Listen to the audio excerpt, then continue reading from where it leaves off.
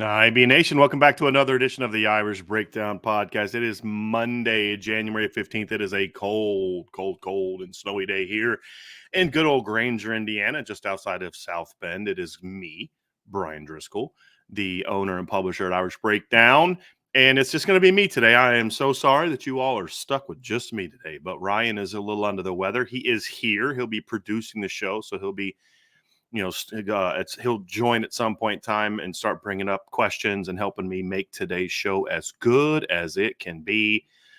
Lots going on. It used to be where this time of the year was kind of boring and not a lot going on, but that's certainly not the case now. Just put something on the message board here about 15 or so minutes ago, updating where all the Notre Dame coaches are going to be tomorrow when the staff hits the road. They are going to have a blitz coming up here. They're going to be all over the country. They're going to be in California this week. They're going to be in the Northeast, the Southeast.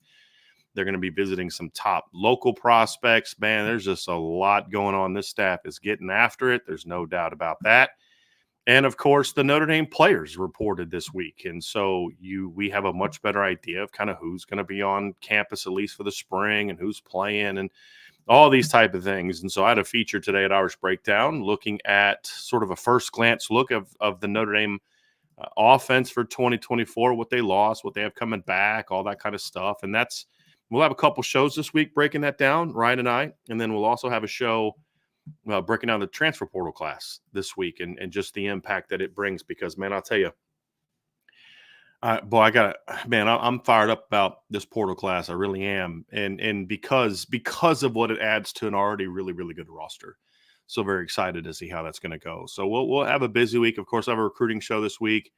Ryan's working on getting some really good guests this week for the show. So I'm very much looking forward to seeing that. So just lots going on, everybody. And so we're ready. I'm ready to get to it and get this thing rocking and rolling. And again, if you're going to add any questions, put MB on there. So that way we know it's an actual question and not just, people chatting in the show, because your guys are more than welcome to have conversations. So hopefully it's about stuff that we're talking about here, but I know sometimes they go in different directions, but we'll answer all the questions you have. Obviously, super chats move to the front of the line. So if you have something you want to get in there right away, we'll be ready to rock and roll. So anyway, I'm ready to get started. Hope you guys have some great questions. We've already got over 30 in the queue already. That's partly why I was late. Was just kind of going through and starting all the questions before Ryan gets in here, and just getting situated and ready for the day. So I'm ready to rock and roll, everybody. So we're going to start off. Got a question from Garen Knutson. Thank you, Garrett. Is Owenstrebig a pure tackle? And how does he stack up against pure tackles in recent Indy classes with regard to his skill set and ability to play immediately at the next level? Couple things. I'll kind of work backwards on this one. I do not view Owenstrebig as a guy that I necessarily want to come in and play as a freshman based on where he is right now. And that's normally true for juniors. I mean, he's 16, maybe 17 years old. He's not a kid that you're going to look at and say, hey, college ready. There's guys like that, but they're usually pretty rare at that age. And so, no, I don't think he's that.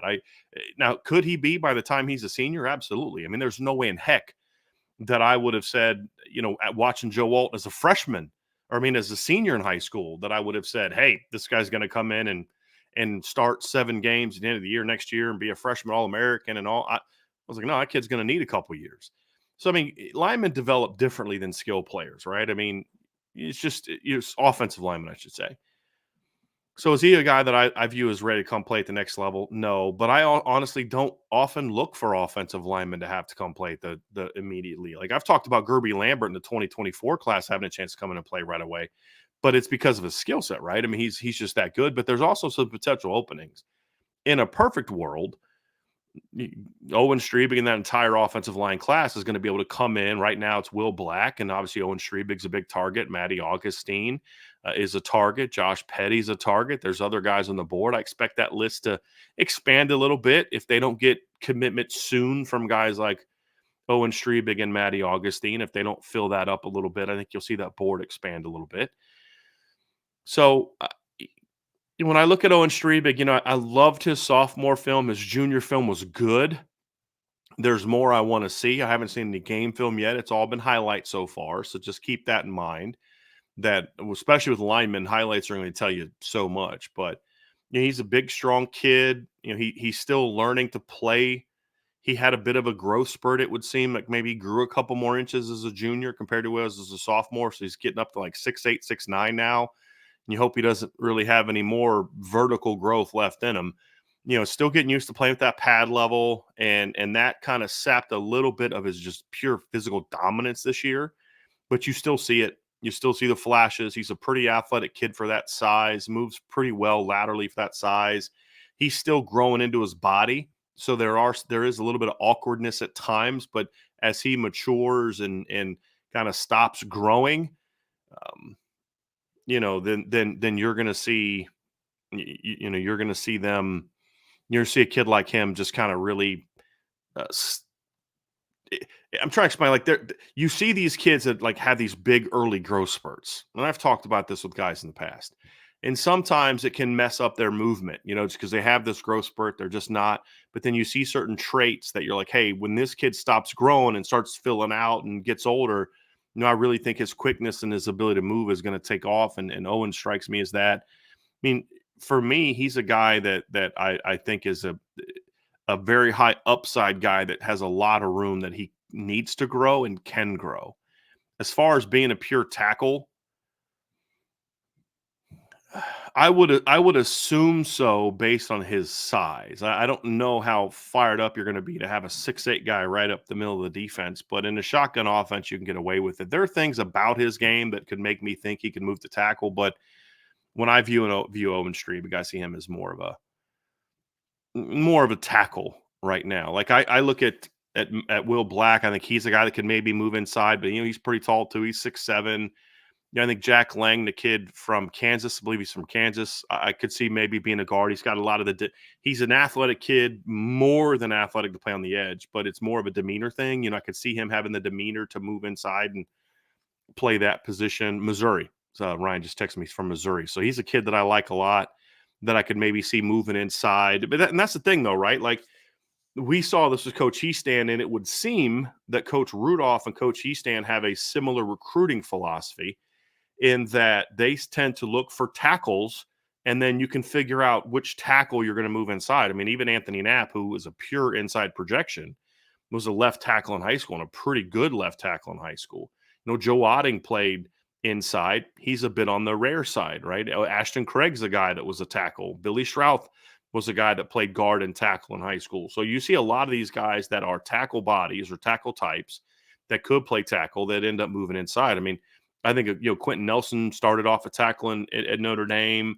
I know Tommy Kramer started as a redshirt freshman at right tackle for Notre Dame before moving inside. Josh Lugg's first starts in college were at tackle before he moved inside.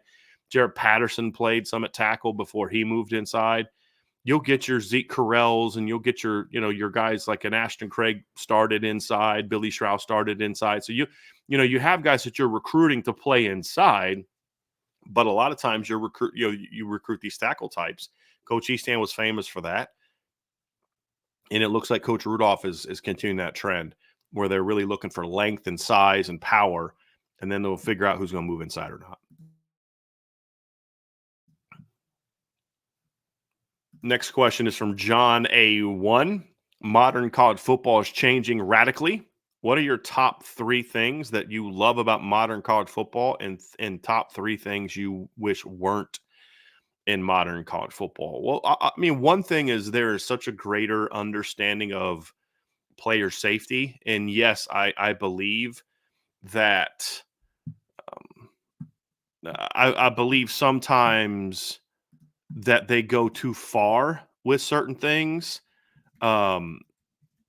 But I would rather you err on the side of being too cautious overall than not. And like when I watch the NFL, for example, I don't think, like, I watched I've told you on the past, I watched playoff games, and I watched like this weekend I watched the Chiefs and the Dolphins, and I watched the Lions Rams game last night, and I watched a little bit of the Browns Texans game. Didn't watch much of the Packers. I didn't watch any of the Packers Cowboys game, and I didn't watch much of there was another game. Yeah, actually, no, those are it. So anyway, I was watching the Chiefs game the other night against the Dolphins, and they called this personal foul on Christian Wilkins. He just kind of pushed Pat Mahomes, and he goes flying, and then totally sells it. And I'm just like, good Lord, like that's not being cautious for injury. That's just that's just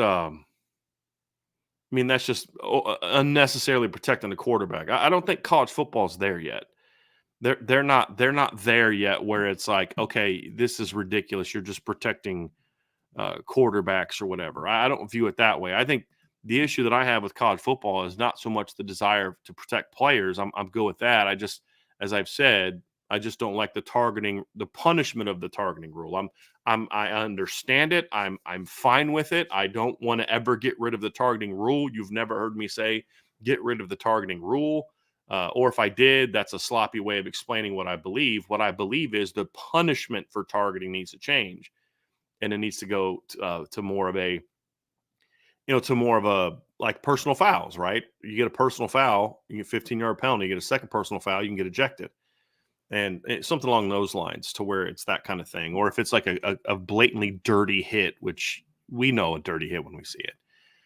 So that's, so the injury thing is one. I do like the modern game in college much, much more than the NFL. I know a lot of people are NFL folks, and I don't enjoy the NFL, to be honest with you, because it's not football the way that I appreciate and like football, right? And when I think of football, I think of, I want to have the run game. I want that to matter. I want the defense to be a thing. I like the physicality of the game, and the NFL, it's just so much harder to be physical nowadays. And then some of the things they've done to try to quote unquote protect players is, honestly, it's like it exposes them to more danger. And I saw that hit yesterday on Tyler Higbee, the tight end for the Rams, and people are like, oh, you shouldn't go low and take a knee out like that. But it's like, but what else is he supposed to do? If he goes high, he gets ejected, for hit him high or whatever the case may be. It's just, there are some things that the NFL does. You're just like, the game is just not good,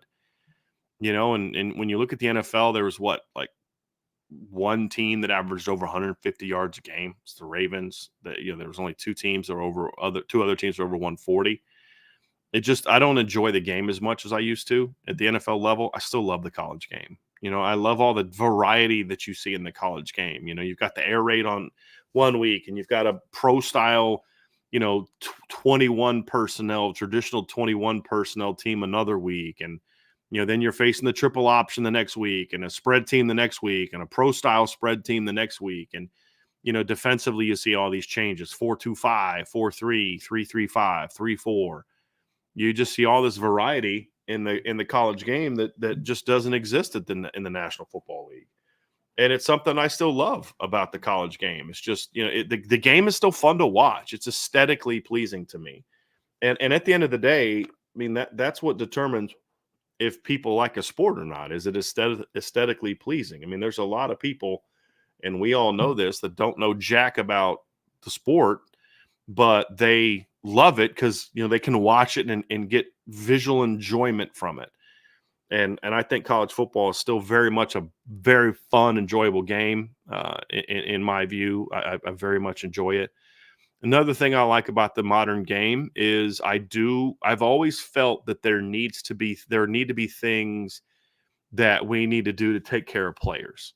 I've changed my views on what that needs to be over time, but I've always felt we need to do things to take better care of players. There was a time not that long ago that full cost of tuition wasn't even a thing, and that's absurd. And the NCAA did so many things to try to protect their twisted view of amateurism. I believe in amateurism. I fully believe in amateurism.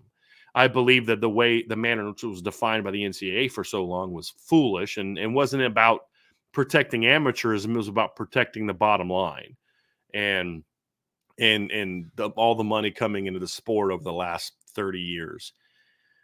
And now they're paying the price, and it's unfortunate, but I do like the fact that there's at least a mechanism now for players to be able to protect themselves and earn money off of their name, image, and likeness in a proper fashion. Like AJ Green getting suspended for selling his jerseys in college was always just stupid.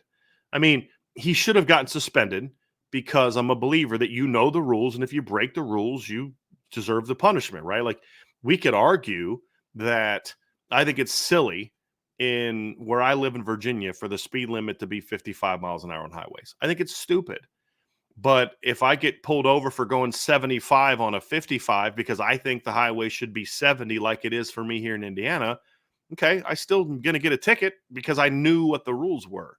But it should have never been a rule to where he should have been gotten in trouble for. I think of the Jeremy Bloom situation where they basically made him quit playing football because he was making money. Was it skiing or snowboarding? I think he was a skier, right? And it's just like that's just stupid. Like, what are we doing here? How does that protect amateurism? How does that protect the game? It was always foolish. And so I like the fact that there are mechanisms now for players to be able to monetize their skill, their ability to play football. I mean, we talked about for years how there's kids that have had needs, financial needs to take care of their family, and so they were basically bribed to go play at X school because they would buy the mom and dad a house, or they'd take care of medical bills. They'd give the kid money that he needed to send home to help his family because he didn't want his younger brothers and sisters to have to struggle every day like he did. So maybe he doesn't make a decision that's based on who's going to look out for me and who's going to develop me and where can I get an education, because it's like I'm the man of the house. There's no dad around. I got to go, take this money. And there's always been situations like that. Now those kids are in a little better position to where if they truly want to go somewhere that hey, yes, I want to take care of my family, but I really want to go get this degree from Notre Dame, or I really want to go be developed by this coach over here who's great at producing my position, even though, but in the past, maybe that school's not offering money. Now he may say, okay, this school's offering this school's offering this. I can still take care of my family for lesser money because I really want to go here because I know in the long run it's going to benefit me. Now those kids have options like that. I mean, but that's not the primary reason you do it. The primary reason you do it is because you're producing billions of dollars, and I think we tend to overinflate the player's role in it. And I know some people aren't going to like this, but I mean, players are important. But let's be honest. You could kick off you could have every kid on go say, hey, I'm not going to play college football anymore. Every kid on scholarship in a Power 5 school does that, and guess what? There's going to be some kids that step up and say, I'll play. And a ton of fans are still going to watch that sport because it's about the golden helmet. It's about, the scarlet and gray. It's about the crimson tide. It's about, hook 'em horns. It's about horns down. It's about whatever. It's about the school. It's about your tie to the program more so than individual players. But it doesn't. But you still need players on the field, right? So there needs to be that balance, and where you don't want the college football, to me, is way too player driven now, which is something that ruined the NBA in a lot of ways. Protecting players, providing for players is a good thing. It's a very good thing, but it's gone too far. So when you get to the part of the question about things that you weren't part of, wish I weren't part of modern football, it's not so much that I wish they weren't a part of it. I just wish that they were done in a way that's different. And so use those as kind of a thing. I wish the open portal, the way that it is now, was not a part of college football. I've said this a million times. I'm not going to belabor the point again. I think it's absolutely absurd that players can just leave whenever they want. I do. I think it's ridiculous and transfer right away. Now, players have always been able to leave whenever they want. There's never been a rule saying you have to stay to school for 4 years or 3 years or 2 years. It's never been a rule. Players need to be able to have freedom of movement. They've always had freedom of movement. That's never not been restricted in my lifetime. I'm 45 years old. There's never been a time where players couldn't transfer. There just were, if you're going to transfer, there's certain things that have to come into play. And so to me, that's something that I think is a very important piece of the game that needs to be fixed. The way that it is now, I think the whole just pay for play thing is absolute nonsense. I have no desire to make players employees. And then the final thing for me that I wish wasn't part of modern football is the current makeup of the conferences. I think it's absolutely absurd. I think regionality is a very important thing in football, and I fear that we're destroying that. And I don't think that's going to be good for the game.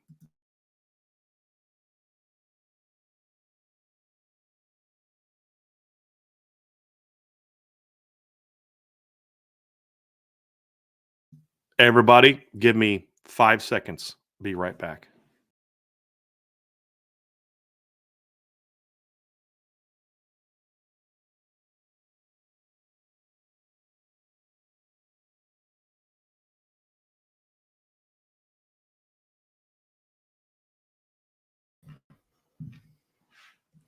All right, sorry about that. My wife just came downstairs and she's having a bit of a rough day, rough Monday, and she needed a hug, so I had to go. She brought me a tea, so I had to go take care of the missus real quick. But I'm back and ready to rock and roll. So I think I got to those three things. So got a super chat from Iden Banami. Thank you, Iden. What does it say about the program? The fact we have so many mid-year enrollees, 1 to 10, how beneficial is this? What's been the normal number in past years? I think last year was the high with, I think they had like 11 or 12. Now it's up to 15. And I mean, I remember the first year, I believe the first year that they allowed mid-years was, I think, the 2006 class. And it was like James Aldridge, I think, because I believe it was the James Aldridge class, because James is one of those guys that was part of that first class. And here's what it says about the program. Let's look at it this way. It's another example of the school is willing to do certain things and make certain concessions that they know are going to benefit the football program. And one thing that I believe Brian Kelly did a really good job of during his time, and Marcus Freeman has continued to build on that, is Brian Kelly pointed out the academic and social advantages to players enrolling early. And when you start speaking that language, the school is going to be more receptive than, hey, we need to get this kid 15 practices and get him learning. And of course, the school's not stupid,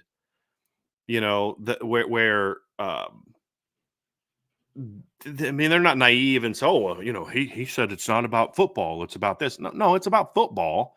If there was no football benefit to it, then they wouldn't worry about it. But the part of the football benefit is by the time these kids get to the fall, they've got a semester under their belts in the classroom. They've had to learn about good habits and different things like that without the pressure of playing in a game where when a guy shows up as a normal enrollee, he shows up in the summer. He'll take some summer school classes, but it's basically football. Then you get into fall camp, it's football, football, football, and then you throw academics into the mix. Where when guys come in as a mid-year, it's weight room, but it's academics for the first 2 months, full 2 months. And then you kind of get into March and you'll start football. And so that's really a benefit because it gives them that chance. So like your first week of class, you're like, okay, I got all these things coming up with class. I've got to learn where this building is. I got my syllabus. I got to go buy my books. I got to do all these kind of things. I've got, all these things happening at the very beginning of a semester. And oh, by the way, we've got to get ready for the Purdue game this weekend, or we've got to get ready for the, because like it won't be Texas A&M because I don't think the school year will have started by then. But you start getting into that mid-second year and you're like, you've played 2 games with no classes and all of a sudden just let's throw classes into this mix. Being a mid-year allows you to have a much better adaptation process. It gives you a much better chance to kind of come in. And yes, the semester's hard and the football's hard and all that, but it's 15 practices. And then the kid gets to go home for a few weeks, see mom and dad, and kind of get over some of the homesickness, which impacts most players.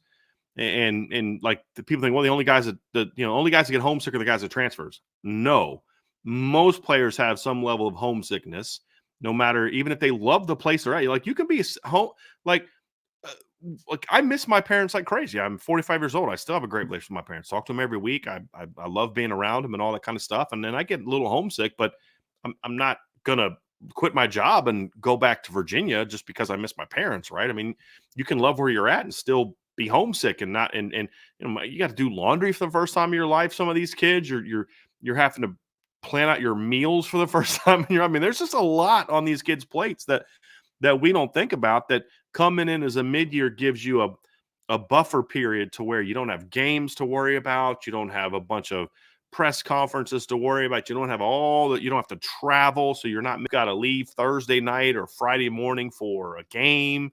It's just a great buffer period, and the school being willing to help the players is huge. I mean, to me, it's a 9 on how it helps them. I mean, not every player has to be a mid-year to play as a freshman. I mean, Benjamin Morrison wasn't a mid-year, and he was a freshman All-American, but it's certainly beneficial. And you get about 5 extra months in the strength program. You get 14 practices plus the blue gold game to learn the system, to learn the technique, to know the methodology of how you go about your business. I got to be here. I got to be there. Here's how meetings work. Here's how practice is structured, all those kind of things. And that gives you a chance to adapt. Adaptation's a huge thing. And so I think there's tons of, I mean, the only bad thing, the reason I don't say 10 out of 10, my one big drawback is it speeds up the growing up process a little bit. And growing up is a good thing. But what I mean is a lot of these kids miss things that, if you're a student athlete and you say you're a great baseball player, you're a great, you like track or what, even if you're not good at it, but I'm on the basketball team. I wanted to have this last go around with my teammates. I wanted to do this. I wanted to do that. And you got to make this tough decision to say, I'm not going to do that because I got to go to college early. And so we lose a little bit of that, and we lose a little bit of that. I mean, a lot of these kids still go to prom, but it's different. I mean, you're going to prom, like you're leaving Friday to fly back to wherever you're from, and you're going to prom that day. It's different than the whole process of getting ready to go to prom and all those type of things, and your senior field trip, if schools still do that or not. I don't even know if they do that anymore, but there's just a lot of things that a lot of us experience that graduated high school experience as their senior year that these kids don't get experience. So that's the only drawback, but it's, you're willing to sacrifice it. Because you know the benefit in what you're trying to accomplish in your future. So that's why I say 9, but there's just so many benefits of it. You can't bring everybody in. There's a limit. I was explained to this offseason, actually. There's a limit to how many new guys you can add in the middle of a year. NCAA wise, not Notre Dame wise, but NCAA wise. And so, I'm Notre Dame's kind of getting to that limit now. But I'm still not quite sure of the rule. I'm still trying to figure that out, but that's something I was told that, it may keep Notre Dame from getting too many transfers because of it. And there's still some uncertainty if not all the transfers are necessarily potentially going to be mid-year guys. So that's something that they're working through too. But yeah, I think the mid-roll thing is evidence that Notre Dame is willing to work with the football program to do things that are beneficial for the football program. I have a super chat from Sean S. Thank you, Sean. Is your current gut feeling Notre Dame can make a run at a title in 24, or is it a legit can and should?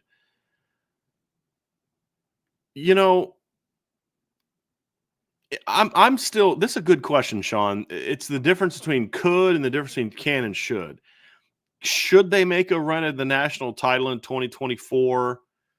I don't know that I'm there yet because how early it is. And there's still a lot of questions that I have about this team. How's the offensive line going to look? For example, if you look at the breakdown that I did on the message board at irishbreakdown.com, and I have an article where I kind of look at, all the guys that are showing up at Notre Dame and the guys that are, they're early. So I kind of say, okay, it's a great time to break down, the first look at the team. And so I have this article, first glance look at the 2024 Notre Dame offense. And I'm going through, what they lost and what they have coming back. And when you look at what they have coming back, I mean, they've got almost 1,000 rushing yards coming back from just this past season.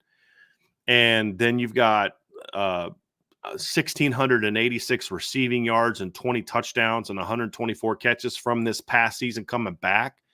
That's pretty good. And then you're adding, here's the crazy number, you're adding 130 catches, 2,038 yards, and 10 more touchdowns from incoming transfers. So if you look at the production that Notre Dame has coming back in the pass game at the wide receiver position from just the 2023 season, Notre Dame, now this is what guys did at Notre Dame and other places, they're returning 254 catches, 3,724 yards, and 30 touchdowns from just this past season, just receiving touchdowns, not even including like the two kick return touchdowns that Jaden Harrison has or rushing touchdowns or anything like that. It's just receiving touchdowns.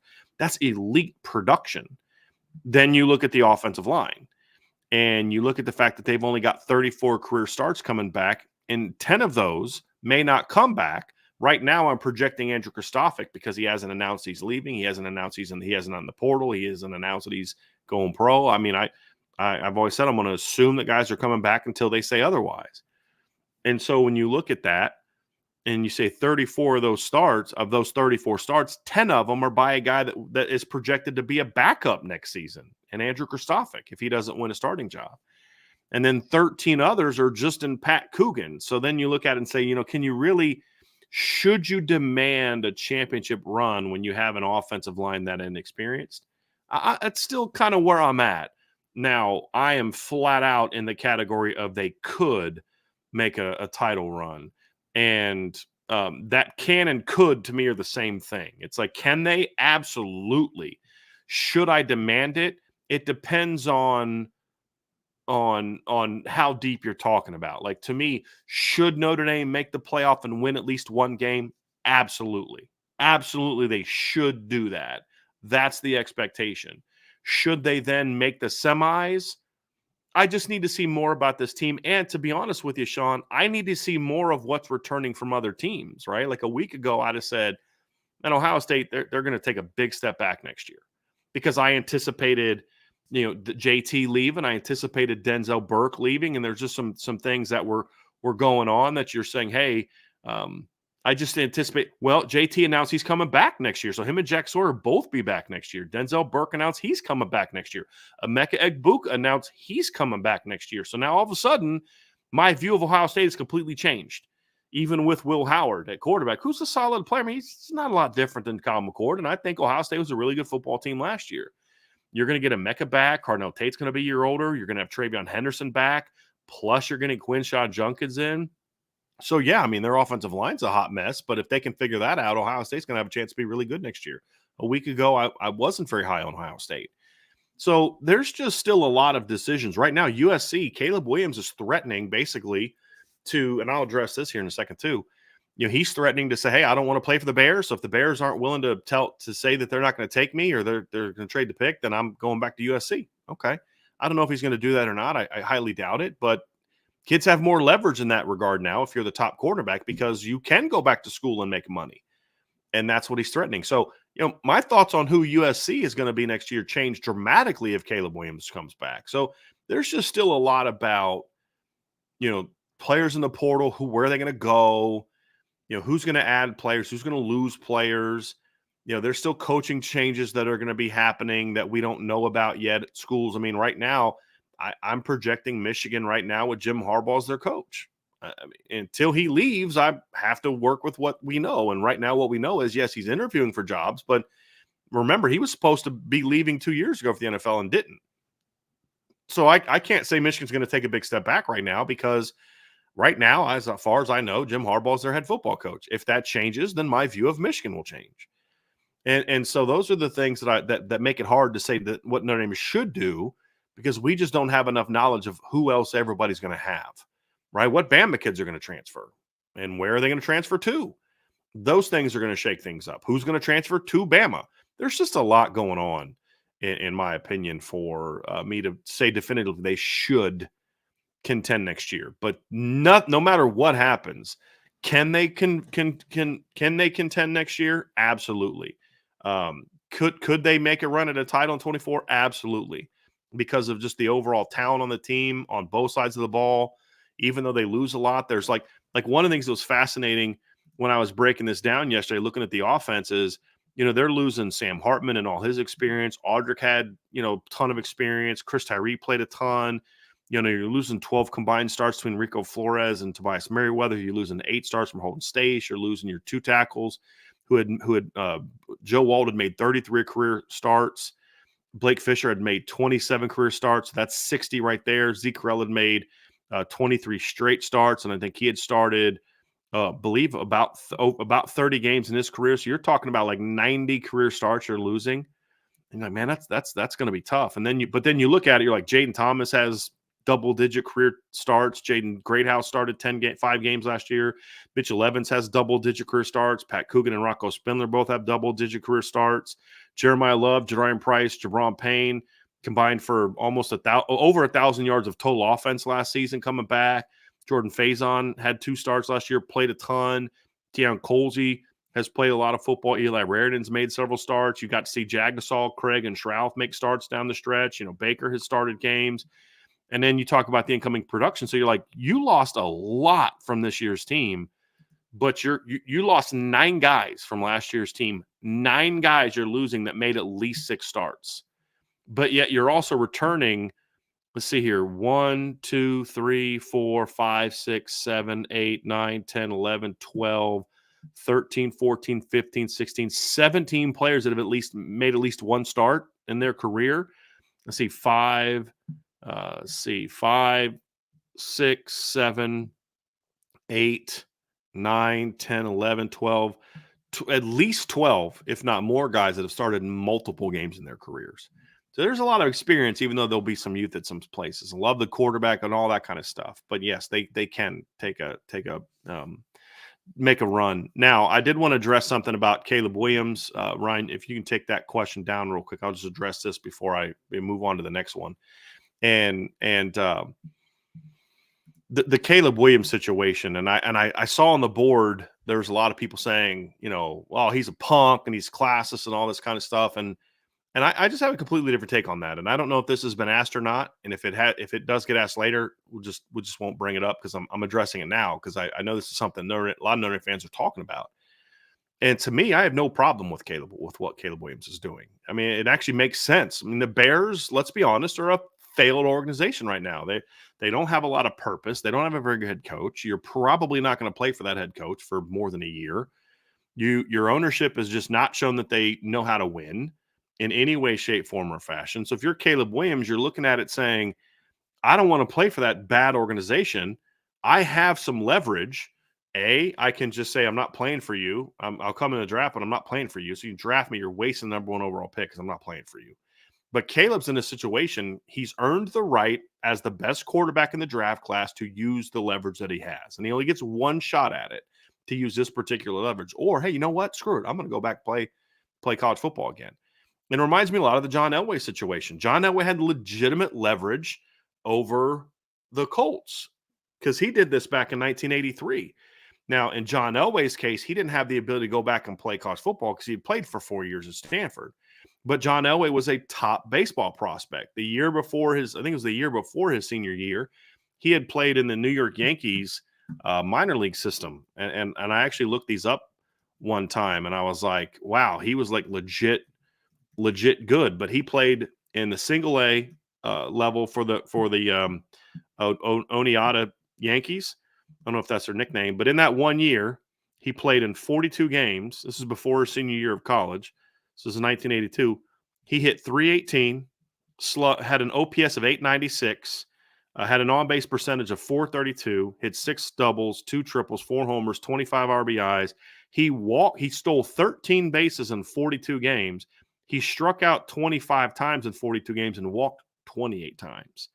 And he was considered an elite right fielder because, as we all know, he had a cannon for an arm. So he had leverage because of his – I mean, the Yankees wanted him bad. I mean, we've all heard the stories. So he had some leverage. He could say, hey, look, if you draft me, I'm going to go play baseball because he had that option. So he used his leverage, and the media attacked him for it like they're going to attack Caleb Williams for it and all that kind of stuff. But it's a business. The NFL is a business, much, much more so than college football. And when you have leverage, and there's a right and a wrong way to use that leverage. Some players don't use leverage appropriately. Caleb, in my opinion, is using that leverage appropriately. Now, it may not always be expressed the right way by his handlers and people around him, but I have no problem with what he's doing, and I think it's smart. And to say, hey, look, if you don't want to play for that organization, I understand. It's not a good organization. And use your leverage to get out of it. So I have no problem with it. I think he'll end up going pro. But once he goes pro, then he loses a little bit of that leverage. Now it's just like, well, I'm just not going to play for you. But right now, until the deadline for the NFL passes, he has the leverage to say, I'm going back to college because he's a true junior. He'll be a true senior next year. So I have no problem with what Caleb did. And as a John Elway fan and a Denver Bronco fan, I'd be an absolute freaking hypocrite if I didn't have that stance. But I also think it's appropriate. I had no problem when Eli Manning did it. Bo Jackson did it. Bo Jackson didn't want to play for the Tampa Bay Buccaneers. It was a little bit of a different situation, but he didn't want to play for Tampa Bay. The owner kind of insulted him and all those kind of things. And so he used his leverage to not play for Tampa Bay because he was another guy that could go play baseball. So I have no problem with what Caleb is doing.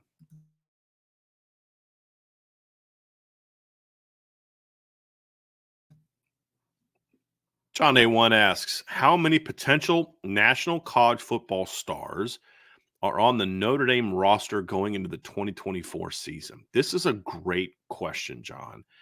So let's define stars. And I don't believe, John, that you have defined that. So I will kind of get into that. And so let's look at it. The star. A star to me is someone who's an All-American, legit All-American, or someone who is a dynamic impact player. Because not every player who's an impact player is an All-American. So who are the guys that have a chance to be college football stars? Guys that are known as like, wow, that's a dude. Okay, here's my list that have potential. It's a bigger list. Not all these guys are going to reach this level, but here's my list. And this is for 2024, as you said, into 2024. So not, Cam Williams can be a star in 2025 or 2026, but I don't view Cam as being a star in 2024 just yet. So 2024, Riley Leonard, a quarterback. I think both of the running backs at the top, Jeremiah Love and Jadarian Price, have chances to become stars. And their unique situation is they could become like a star duo where maybe not one of them goes out and rushes for like, 30,000 and all those kind of things, that get into like, hold on a second. I was distracted by something that's going on in the chat. So if you look at it, you could maybe not have one of those guys be a 1,500-yard rusher. But I think as a duo, I think you could see those guys become like, wow, that 1-2 punch at Notre Dame is phenomenal, even if one of them by himself doesn't do it. At wide receiver, I don't know that there's any potential stars on the 2024 team. Maybe Chris Mitchell breaks out and has one. I think Chris Mitchell could be very good. I don't know if I see star. I don't know that Bo Collins can be that. I don't know if Jordan Faison could be that. I don't know if Jaden Greathouse can be that. I think Mitchell Evans could be that at tight end. But then my question is, how many games is he going to play? He tore his ACL in November. Is he going to be back by September and be full speed? I don't know the answer, or actually be late August. I don't know the answer to that, but he's got a chance to be that. Well, there's a couple offensive linemen. I mean, Charles Jagasol might be a year away, but we saw Joe Alt become a star in year two. Maybe Charles can. He's not as advanced as Joe was, but maybe him. I could see one of Ashton Craig or Billy Schrouth, if not both, kind of stepping into that.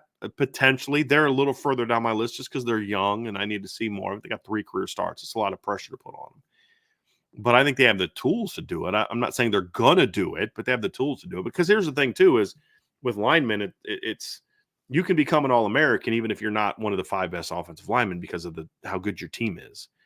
And that's part of it as well. Defensively, when I look at the defense, Howard Cross is already an All-American. I think Riley Mills has a chance to be that kind of guy. I believe that Benjamin Morrison already is a star. Xavier Watts already is a star. They're both there. I could see Christian Gray becoming kind of that, wow, nobody throws at Benjamin anymore, and they're just throwing at Christian all the time, and Christian makes 6-7 interceptions, and he's like we saw a couple years ago with Cincinnati, where Kobe Bryant wins the Jim Thorpe Award, which is just one of the worst. Ryan and I have talked about this before. Just one of the worst trophies out there, just because of how bad it is. As far as they just always get it, like, I mean, not like, okay, wrong. We could debate the Heisman. Should it have been Penix? Should it have been Jane Daniels? I thought it should have been Jane Daniels, but somebody wants to make a case for Michael Penix. I'm not going to tell you you're nuts for making that case for Michael Penix. I mean, there's a lot of years where it's like it's debatable. I mean, there's one year it was Charles Woodson, Peyton Manning, and Randy Moss. Like, they all had a legitimate case to make to win the Heisman Trophy. The Jim Thorpe Award, it's like that. Yeah, it's debatable, but that guy shouldn't have been in the debate.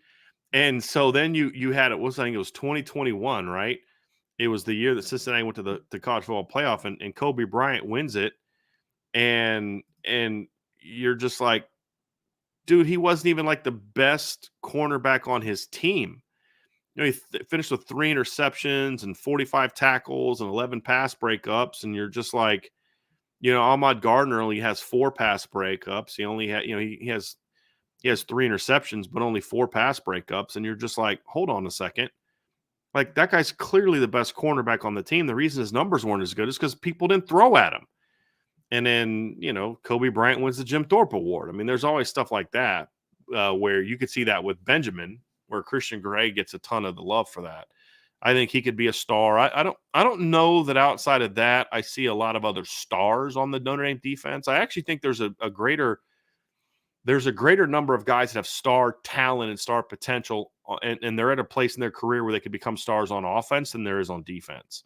I think the defense, again, could a Drake Bowen or a Jaden Alsbury or a Jalen Sneed break out and kind of have a star, become stars this season like Jeremiah Owusu-Koramoah did in 2019?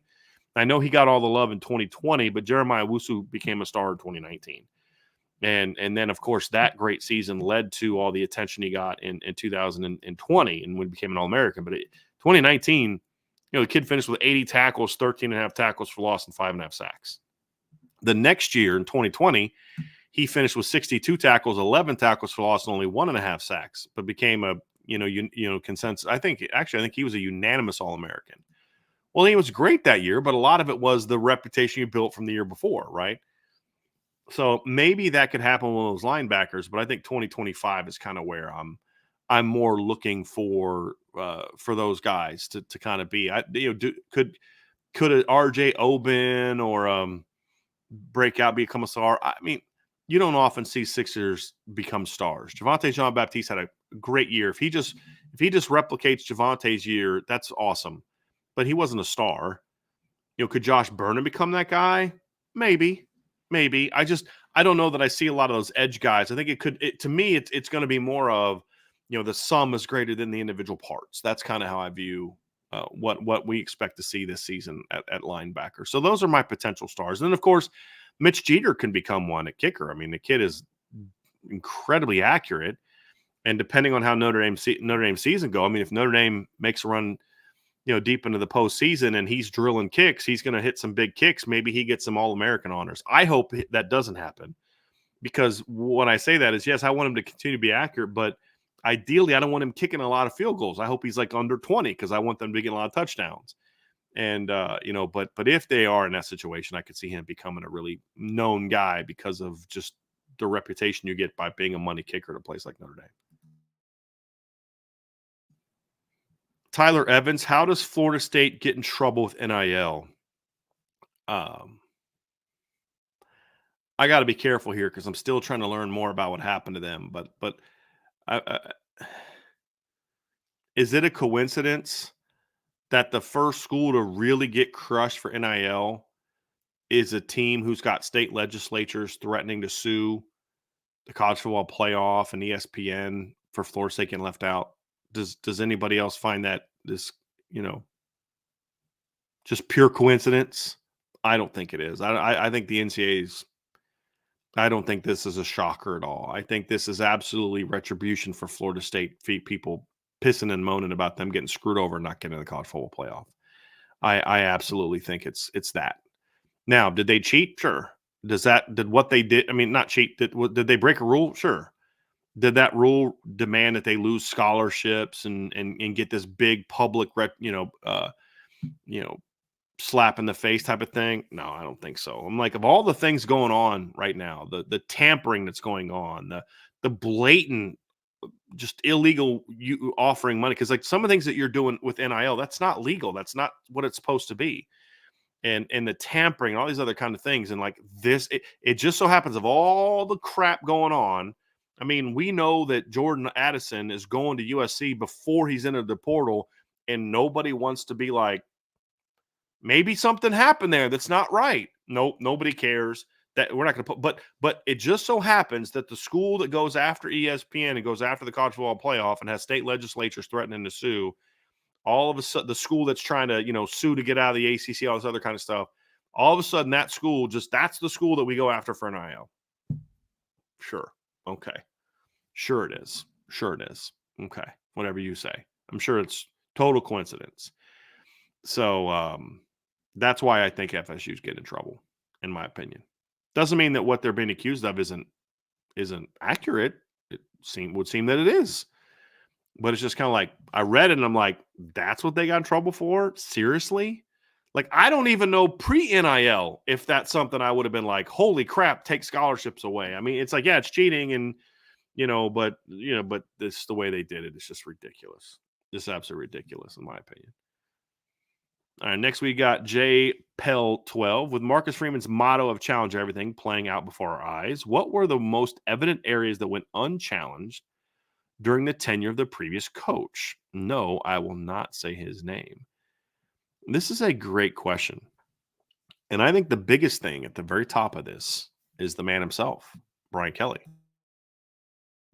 The biggest problem that Notre Dame had under Brian Kelly is that Brian Kelly would not allow himself to be challenged.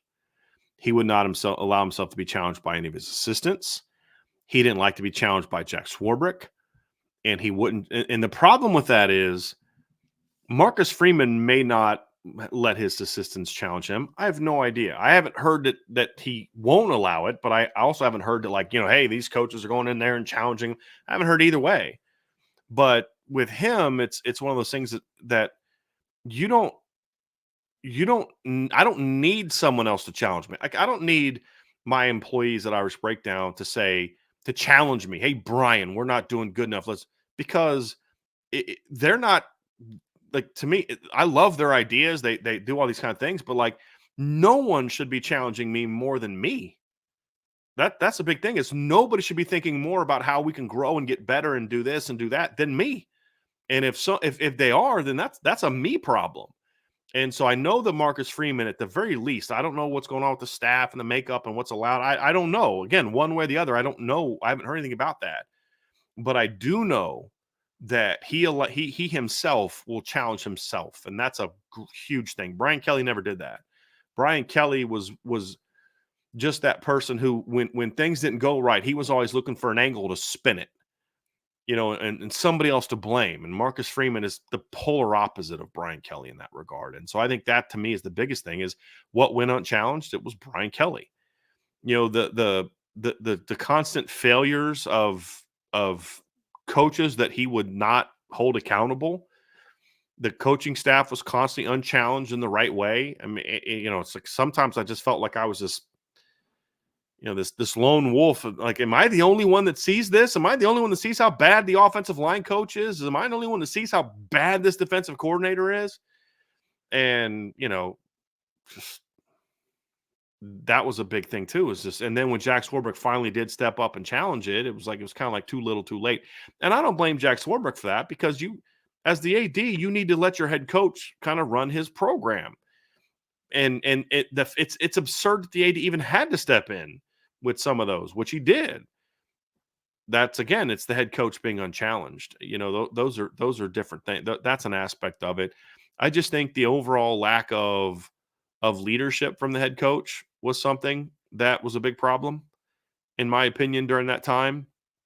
I think that's just the biggest thing. It's Brian Kelly being that bleeds into so many different things of the way that they prepared, the big game moments, all these different things that he was just completely unwilling to look in the mirror and say, this was on me. This is 100% on me. What was it after the Tulsa game in 2010 when he takes his freshman quarterback who doesn't have a very strong arm, who stepped into that game right in the middle of the game because your starter got hurt. So this isn't even like he had 3 starts under his belt. This is his first game and you're in field goal range. You have a very accurate kicker on your football team, and you make the decision to have that kid roll out and throw the football down the field when you're down a point, right? Wasn't it like 28-27? You're down a point against Tulsa. You're in field goal range, and you've got a kicker who was 18 of 19 on the season. And you do a rollout throwing the ball downfield, and what does Brian Kelly say after the game? Get used to it. What? What are you talking about? Go listen to what he talked about after the Northwestern game in 2014 when he made 2 of many big mistakes that game, but one was, let's call a jet sweep to Chris Brown inside the 5-yard line where it hits quickly to a kid who's never carried a jet sweep in his career at that point in time. And that 2014 was Chris Brown's junior season. Never had a rushing attempt in his life, and they give him the ball inside the 5. And then the other one is you're up 11, you score a touchdown to go up 11, and you chose to go for 2 to make it a 13-point game instead of a 12-point game, which was a incredibly dumb decision, because if you don't get it, it's an 11-point game, which means they are 2 scores away from tying the football game. Because here's the thing. If they score 2 touchdowns, they're beating you whether you get the 2-point conversion or not, right? But if you go up 12, they need a third score if they don't get 2 touchdowns. So what Northwestern did is they kicked the field goal, scored a touchdown, got the 2-point conversion, and tied the game up. Where if you just kick the extra point, go up 12, they can't kick a field goal. They have to try to go for it. Maybe your defense stops them. Maybe it doesn't because you had Brian Van Gorder running it. But those are things. But like, there was never a challenge on that. There was never like a, and I don't mean by the media, because it's not our job to tell Brian Kelly how to run his football team. We critique, we tell the story, we are critical and all that. But like, Brian Kelly making those decisions shouldn't stop because Brian Driscoll or Tim Priester or Tim O'Malley or Loose Emoji called him on it. It should change because his coaches, what are you doing here? I said this at the time. Coach, kick the extra point. There's no need to go for it here. But either A, they didn't feel that they could speak into that, or B, he didn't listen to him. Again, that all comes down to a head coach that was not willing to challenge himself. And that's what it boiled down to for me, was just, it was stuff like that. His arrogance and unwillingness to look in the mirror and say, this is on me. And whenever he would say it was on me, you could always tell that he didn't really believe it. It was just like he's saying that because he knows he needs to say it because he's a good politician. But he never meant it. And then you'd hear things behind the scenes, how basically he'd throw the people under the bus. Yeah, it's Sam Mustipher's fault that you keep running shotgun snaps in a hurricane. Okay, sure, buddy. Yeah, let's blame Sam Mustipher for that. It's not you and your decision to throw the ball that many times in a hurricane game. It's not you and choosing to go under shotgun the entire game and not being prepared for the elements, which we all knew were going to be bad. Sure, let's blame Sam Mustipher. Makes total sense. Good call, coach. That was the biggest thing for me with Brian Kelly.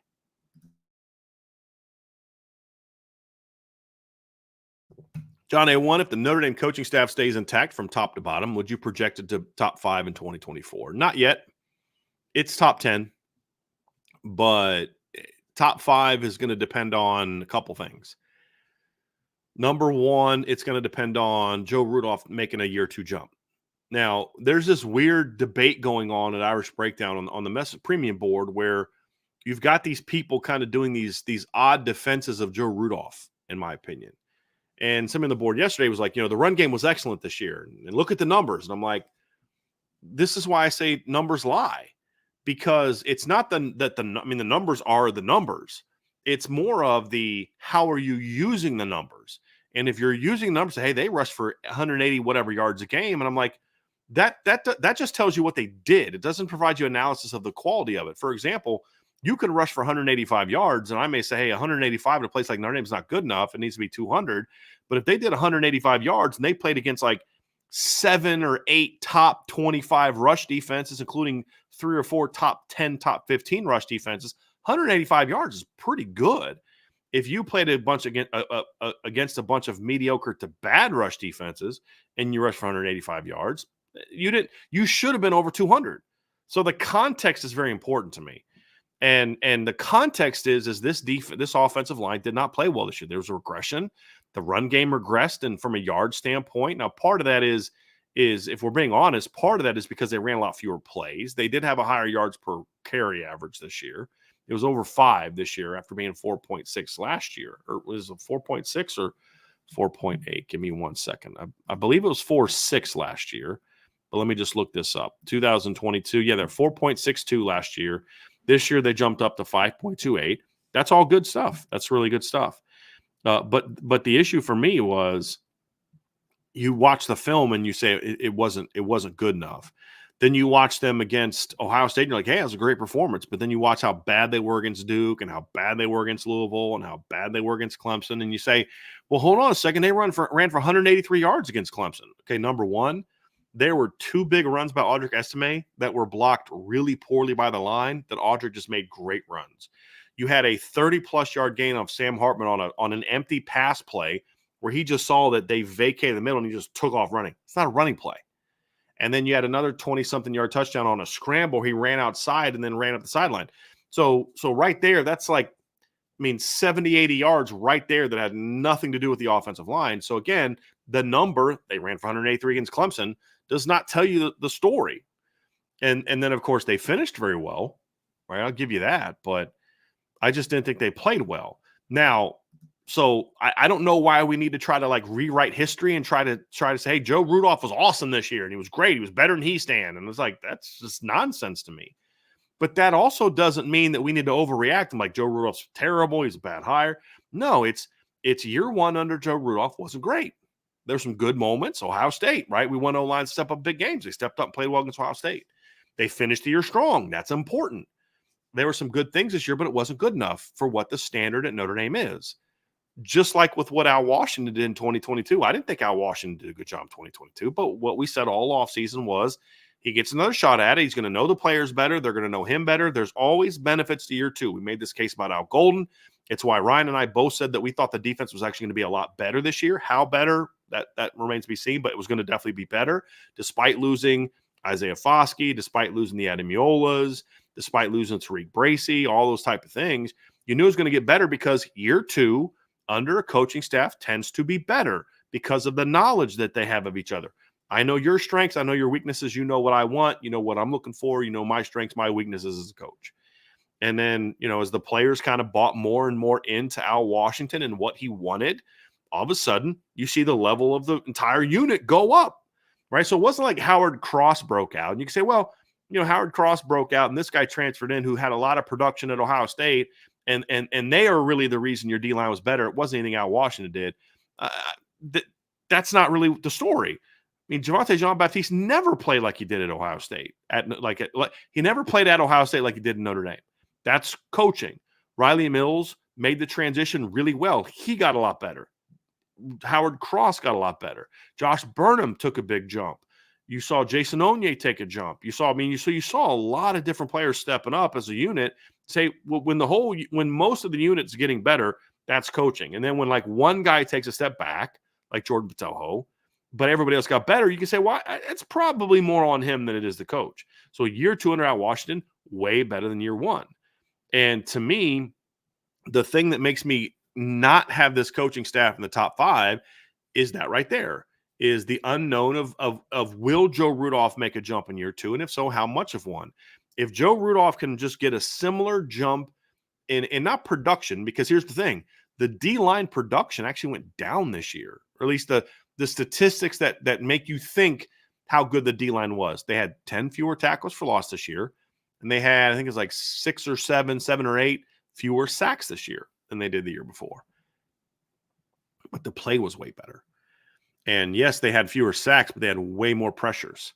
Yes, they had fewer tackles for loss, but they gave up fewer big plays. They were more disruptive overall. Just the overall play was a lot better.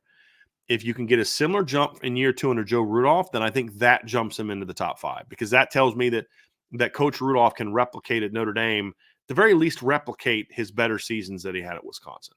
I didn't think he was great at Wisconsin. I thought he was a good coach at Wisconsin. He can be a good coach in 2024. Notre Dame's have a pretty good offensive line. And when you consider you've got definitely a top five coordinator combination next year, offense and defense, you've got some assistants that are many people consider among the best in the business at what they do. Deland McCullum, Mike Mickens. I think Chris O'Leary is a really up and coming coach. Still has a lot to prove as a recruiter, but he's getting there with Ivan Taylor and Ethan Long and hopefully Jadon Blair at some point in time. You got Mike Brown coming in. That's a big upgrade.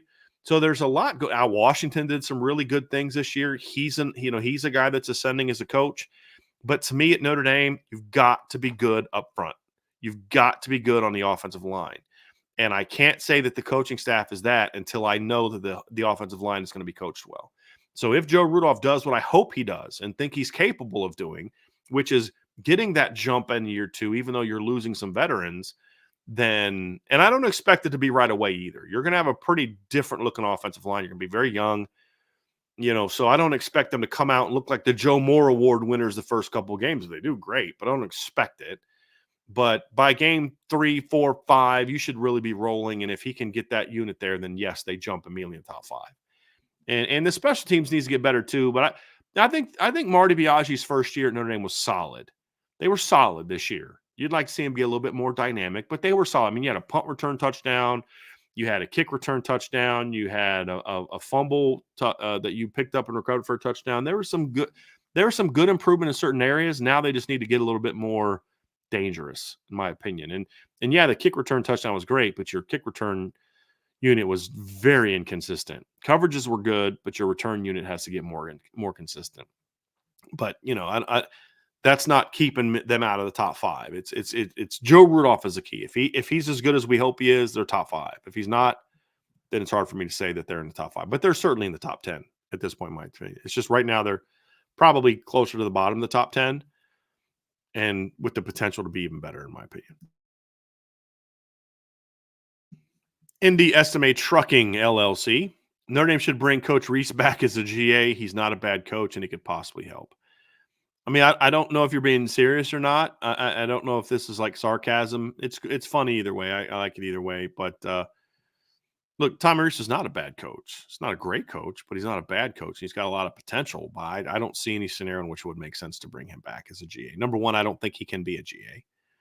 He has already been a GA. He's been a full-time coach. I don't believe you can go from full-time coach to GA. I just don't think that's allowed. And he was already a GA at Northwestern. He was already a GA at Notre Dame. So that's not happening. The only thing that you could possibly do is if, let's just say hypothetically, Coach Reese doesn't like the options he has, and he calls Coach Freeman, hey, I want to come back and help out this year. And I know you don't have an on-field job, but bring you back as an analyst.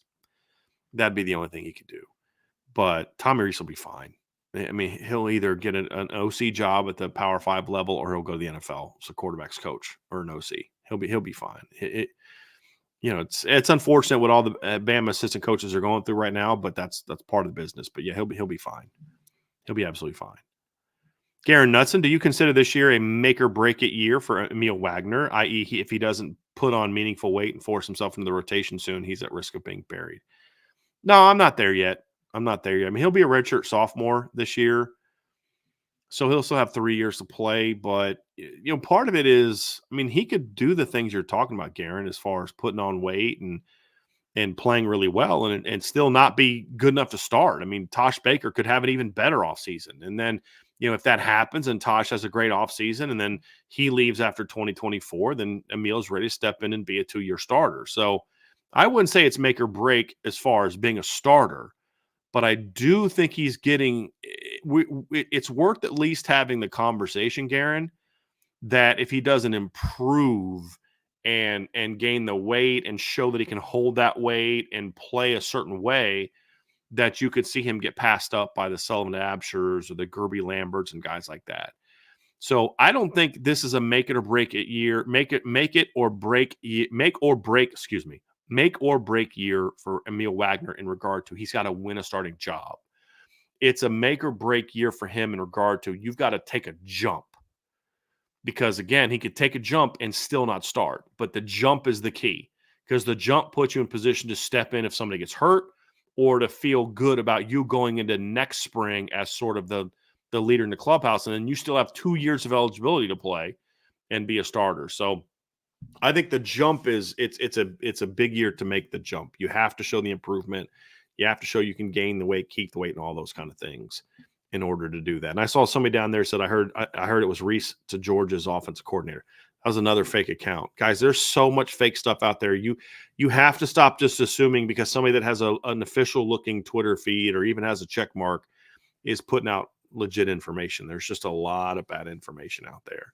Some of it has some truth to it, but the person that everyone may respond to, it's not true.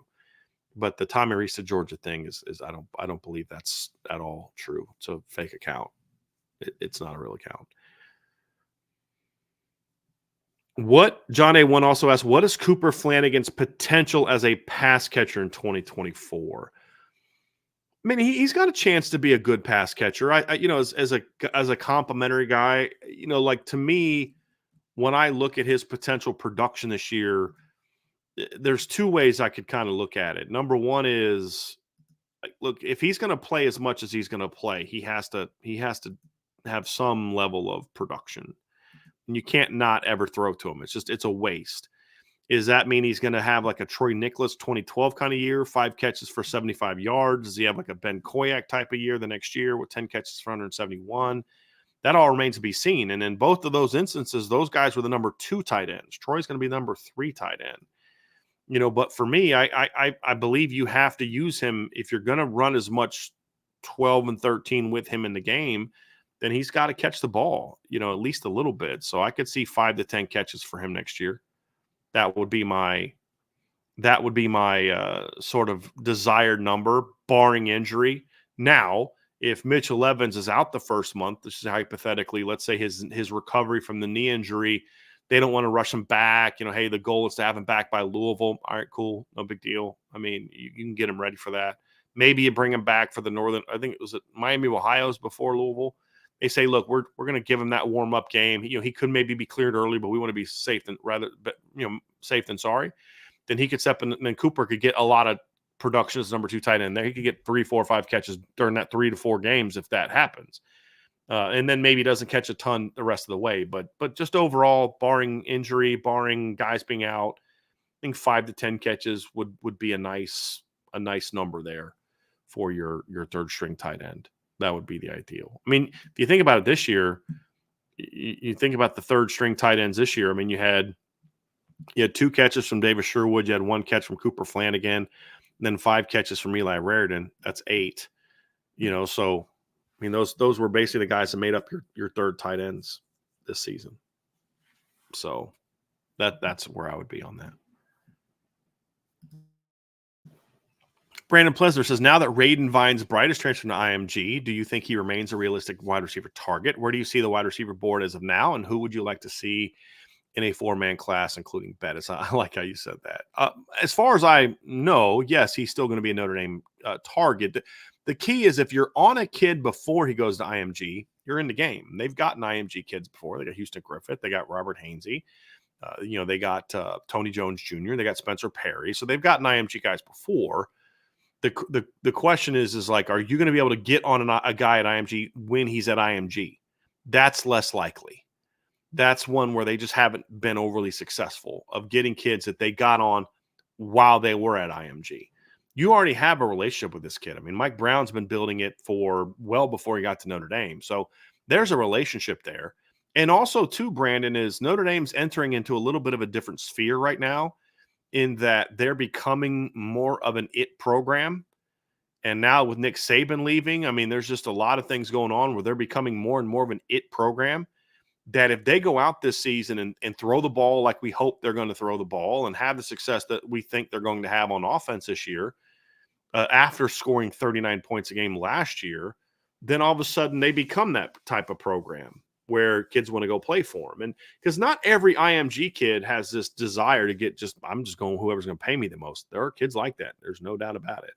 But it's not every kid. There's other kids that are like, look, I'm not sure I want to get my money like almost all these kids do, but I want to go somewhere I'm going to be developed and get an education and all that kind of stuff. And those kids will tend to say, hey, I'm going to get this amount from Notre Dame. It's not what I could get from Florida or Miami or whatever, but I don't really care as much about that. I'm not just looking for the biggest payday. I'm getting enough. I'm comfortable with it, but man, I go there, I'm going to get a degree. I'm going to play in this great offense. I love the receivers coach, this, and this. And so those are all parts of what goes into recruiting at that level. Notre Dame just hasn't had they haven't been enough of an it program to have that kind of impact with enough IMG kids, but they'll start to win some more of those battles if they keep winning. That's the key. They got to keep winning and start producing more. But I expect them to remain with him. As far as the wide receiver board, still a bit of a work in progress for us in regard to our understanding of who's on the board. I don't know that the names have changed outside of you've got some new guys on the board now, right? You had Raiden Vines Bright, who you just talked about, got offered by Mike Brown. You had Elijah Burris, Plexico Burris's kid, got offered recently from DePaul Catholic in New Jersey. And so you've got them on the board. Those are new. Then, of course, you still have, you mentioned Jerome Bettis Jr. You've still got Dalen McCutcheon on the board. I believe he's going to be visiting this weekend. You've got Derek Meadows on the board still. I'm pulling up Ryan's visit list. I don't believe he's visiting this weekend, but I could be wrong on that. Looking at the list, who are the receivers coming in? Yeah, he's not on there right now. It just looks like it's McCutcheon and Bettis. And then you've got, I know Sean Terry's visiting this weekend, but I don't believe Sean Terry has an offer yet. Perhaps he gets one this weekend. We'll find out. But you've got, let's see, where did I leave off? You got Meadows, you've got Cooper Perry's on the board, although I believe he's a little lower. You got Quincy Porter on the board, you got Talon Taylor on the board. So that's primarily the board for Notre Dame right now. I believe that they'll add more guys to it. I don't believe that Notre Dame is just going to kind of be content with just where they are, especially if they don't land guys. But that's a pretty talented board, man. I mean, I'm watching some of these kids that they're on, and I'm like, dude, you can have a really good 3-man group with some of the kids on this board. And then if you were throwing number 4 being Jerome Bettis Jr., I mean, you give me any three of. And I got to watch game film, but just the early look on Elijah Burris I like a lot. But you look at Elijah Burris, Dalen McCutcheon, Derek Meadows, Cooper Perry, Quincy Porter, Talon Taylor, Raiden Vines Bright. You give me just about any 3-man combination of that group. That's a pretty good wide receiver haul, in my opinion. So, there's a lot of talent on the board. It's just closing time now, right? But this is going to be Dalen McCutcheon's 3rd trip to campus. The kid's from Texas. He's not making 3 trips to Notre Dame on his own dime if there's not a high level of interest. So the board is still being shaken out. Do they like Talon Taylor as much now as they did before? Do they like Derek Meadows as much now as they did before? I don't have the answers to those questions. Perhaps Ryan will be in a better place to answer those questions on Friday when he has the recruiting mailbag. But that's kind of where we are right now with the receiver board. In the next couple months, a lot of this will shake out because we'll see who's visiting and all those type of things. Golden Cav ND, what kind of changes will need to be made from Rudolph, if any, as far as his beliefs and scheme up front to adapt to Denbrock's offensive demands? Well, this is a very good question. So if we're just talking scheme, Rudolph has always been a big pin and pull guy.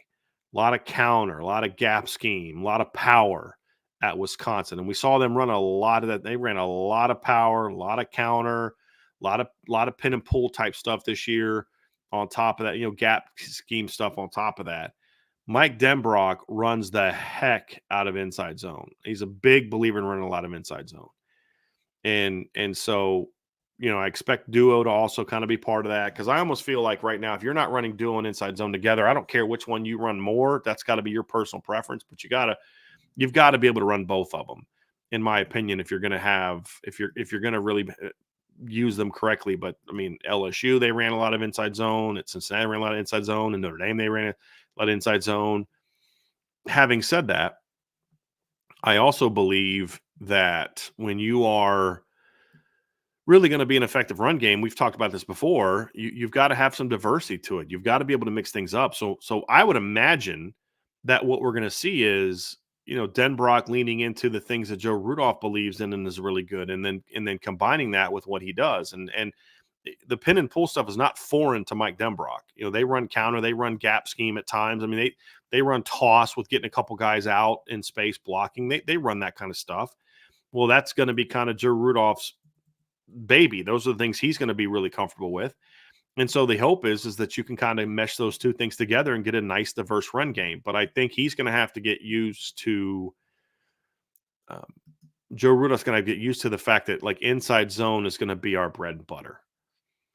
I don't think that's going to be a problem for him. He ran inside zone at Wisconsin. He ran inside zone at Notre Dame last year. It's just, are you majoring in it? Are you minoring in it? Those are a lot of the questions, and they're going to major in inside zone, and they should major in inside zone at Notre Dame, in my opinion.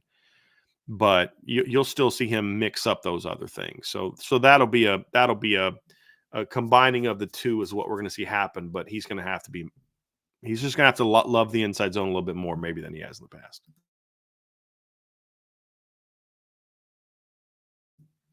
John A1 asks, Now that Xavier Watts is returning in 2024, is there any other secondary that enters 2024 that's comparable? John, I don't know how much I can answer that question because I'm still not sure who all's coming back. Like I know that Michigan is losing Sainstrill. I know they're losing, I believe they're losing Josh Wallace, the other corner. I know Will Johnson's coming back. I'm not sure the status of like Makari Page and Rod Moore. I don't know how much eligibility they have left. And so, that would be one that I would have to look at. I think Ohio State has a chance to have a really good secondary next year. I know that they lost, I believe that Josh Proctor's out of eligibility, but you've got Denzel Burke announced he's coming back. Jordan Hancock obviously is coming back. He played a bunch. The other corner that played, what's the kids? I can't remember the third corner they had played a bunch this year. Lathan Ransom's coming back. You've got some other young safeties that are part of the mix. I think Ohio State will have a really good secondary next year, in my opinion. I'm trying to think. I know Bama lost a lot. Georgia has a lot coming back in their secondary next year. And it was I believe I think it was corner. They were really young this year, I believe. But, got Malachi Starks coming back. He's really good. He's one of the best safeties in college football, in my opinion. So Georgia will have a really good secondary this season. I'm going to have to kind of look through and see what a lot of teams have coming back, to be honest with you. This will be a much better coming into next season, or maybe getting into the off season and seeing who's in the portal, who went where, who left, who's coming back, who turns on the NFL draft, those type of things. But just off the top of my head, Ohio State, Georgia are two teams that stand out to me as teams that I know what's coming back, and it's really good. And there's some good young players stepping into spots as well, or at least competing for spots as well. That should make both of those secondaries very good. Now, I think Notre Dame, to me, has an argument to have as far as, are they the best secondary coming back next year? Because you do return Xavier Watts, who's a unanimous All-American. You do return Benjamin Morrison, who's a stud. You do have two very talented younger players competing. You do have a very experienced guy that come from a Power 5 school at Jordan Clark, who, some people who I respect, Ryan Roberts being one, will contend that he's better coming in than Thomas Harper was.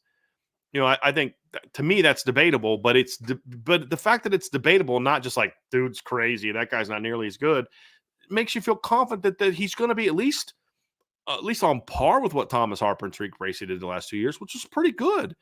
And I truly believe if Rod Hurd can make the adjustment to defense, and actually there's a couple games last year that he played where you see him on a lot more on, like playing safety, I think he's going to end up being better than what they had last year. And I think Don Schuler is going to be a better player than Ramon Henderson was. So I think you're going to be better at safety next year. You're still going to be very good at cornerback, and you're having nickel. So I think Notre Dame's in the conversation for, do they have the best secondary coming back college football next year? I think they're in that conversation. So it's a fun place for Notre Dame to be, but it's just off the top of my head, Georgia and Ohio State are two that stick out. Again, John, bring this up when we kind of get closer to spring, and obviously in the summer, because we'll have a much better idea of who's coming back, who's where, and all that kind of stuff, and it'll be a lot more fun conversation for us to have. Johnny S., is there any real smoke regarding Jamie French? I mean, it depends on what you mean by real smoke. Would Notre Dame love to have Jamie French now that he's decommitted from Alabama? Sure. Is Notre Dame a realistic option for Jamie French right now? I don't believe so. I mean, look, anytime you have Deuce Knight, you got a shot. But, I mean, the kid visited Notre Dame, I think, twice, and liked Notre Dame, but they were never what I would consider like in his top 2 or 3. So, he's going to be looking for certain things that I don't know that Notre Dame is necessarily offering. So unless that changes, I think ultimately that Notre Dame is not going to be a school that's going to be a major player for him. But is there smoke regarding them being interested in him? Yes.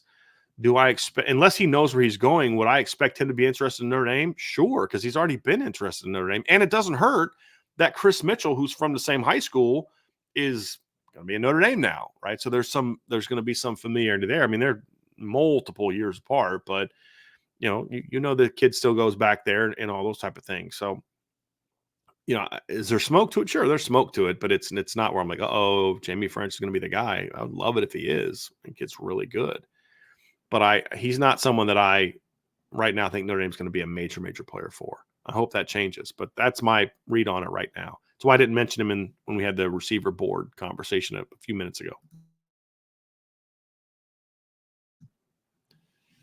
Brandon Plesner says, "Is there any intel regarding Notre Dame coaches' travel plans for the week and who they may be visiting?" So Brandon, we'll put that stuff up on the message board. There is an intel drop that I had today about where the coaches are. Ryan will have more stuff as we get through the week. We'll drop kind of the night before where we anticipate them being the next day. Next couple days, a lot of offensive linemen, a lot of quarterbacks in the 26 class right now that they're going to go out and see this week. Some, as far as how much, I'm not sure what exactly we can say, but a lot of offensive linemen. They're going to be in Indy tomorrow, seeing Damian Shanklin. That's a big one, right? But some of this stuff, too, is just general visits. Like Coach Freeman's going to be at all the big powers in California tomorrow. And so, I mean, some of this is just getting out to see schools, even if maybe there's not necessarily a play that you're in a great position for. You got to go to Bosco. You got to go to Mater Dei. You got to go to J. Sarah Catholic. You have to go there. You have to go to Bergen Catholic, even if maybe there's not a kid you're pushing for right now. You got to go to Bosco, Don Bosco. Those are all, you got to go to certain parts. You got to go to the DC schools, even though you may not be in for a play right now. And that's what a lot is going to be. It's going to be a lot of area recruiting with emphasis on making sure you get out to see the schools of certain players. So we'll have more of that as we get through the week, Brandon. Indy estimate trucking with the size of the D-line and the athletes at linebacker. Could Notre Dame play a solid 3-4 hybrid defense? Well, I mean, honestly, what you're asking for is kind of what they're already doing.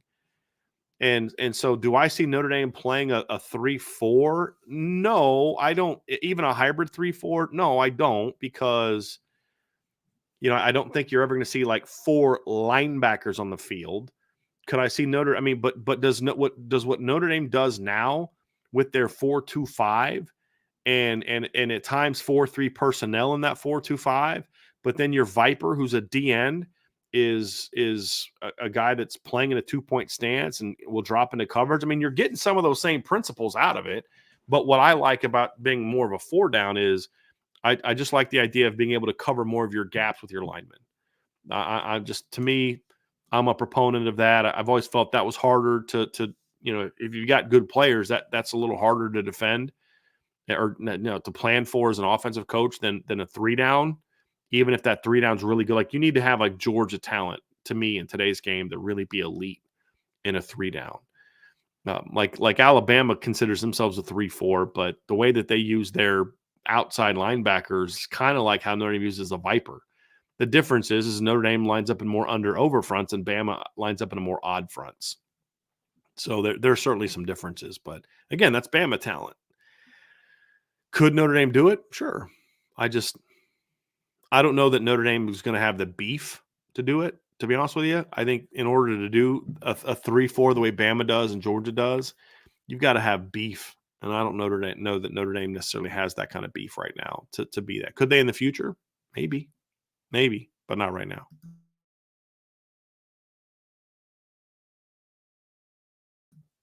Garen Knutson says, if the guard play doesn't take a step forward, could you see the likes of Sullivan Absher or Gerby Lambert moving inside to shake things up? In what situations does Joe Rudolph move them inside? I'd be shocked if Gerby Lambert moves inside. I think he's a tackle. He's got a tackle body. He's got tackle athleticism, all that kind of stuff. And man, he's a tackle. Sullivan Absher, I could see that. And what would it take to get Sullivan Absher to move him inside? What it would take is wherever he's playing in the spring. Let's say that Sullivan stays a tackle going into the spring. He has a great spring. And you're just like, man, this kid we put him in with the 2s. We give him some 1 reps, it's because you mix it up and give kids 1 reps. And this kid he's just kicking butt, man. He's a talented kid, but so's Charles Jagasol, so's Tosh Baker or Emil Wagner, whoever your number 2 is. And man, I love what Sullivan's doing, but he's not going to start over these guys to tackle. But man, we got to find a way to get this kind of fit. He's a mauler. He's kicking butt. You say, okay, we'll move him inside the guard, let him compete there. I think that's what it'll take. Or the other thing it could be is even if he's not necessarily, pushing for a starting job, maybe there's other guys that are just more natural tackle. And you're like, Sullivan is really at his best just coming off the line and mauling people. And you just think that maybe his future is best served at guard, which, I kind of think it is. Then maybe you make that move then, even if it's not like, hey, you're making this move to get him, to go out and start and fight for a certain job. That could be it too.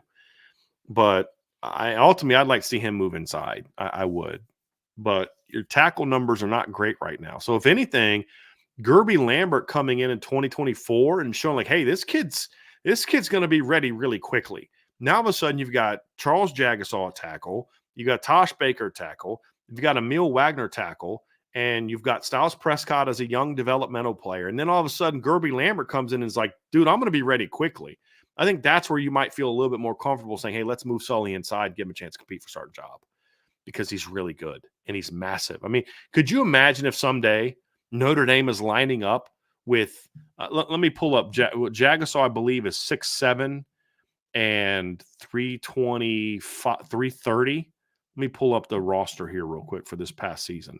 So you had Charles Jagasaw was listed at 6'6" and a half and 330 pounds, or 6'7", 330 pounds. Sullivan Absher this year was listed at 6'6" and a half and 326 pounds.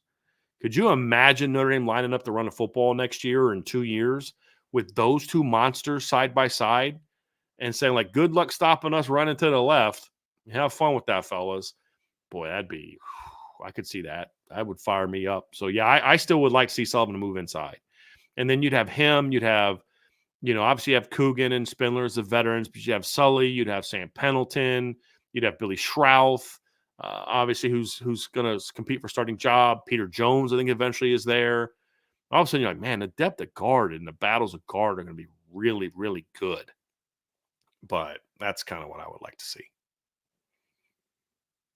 Michael Mahoney with Super Chat. Thank you, Michael, very much. I appreciate that. Brian, I believe the conference championship game has become irrelevant in the 12-team playoff system. Top teams in is the champion to determine the top 4 seeds. I agree with you. I think you can find a way to have your top team get a bye without playing a 13th game. Just say, hey, look, who's the top team? Who is the highest ranked team from the SEC? Do we really need to see, like this year, for example?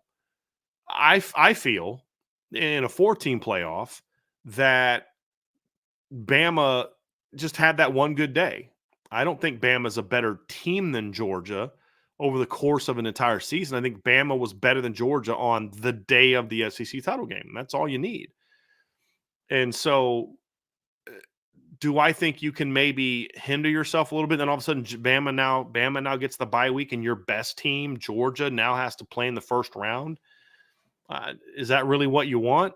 Well, if you're talking about what gives us the best chance to get our best teams in the playoff, I don't think the conference championship helps you a whole ton. Here's the other part of it too. Like, let's say you're going into a season, and I'm actually going to look this up because I'm very curious what their ranking actually was last year.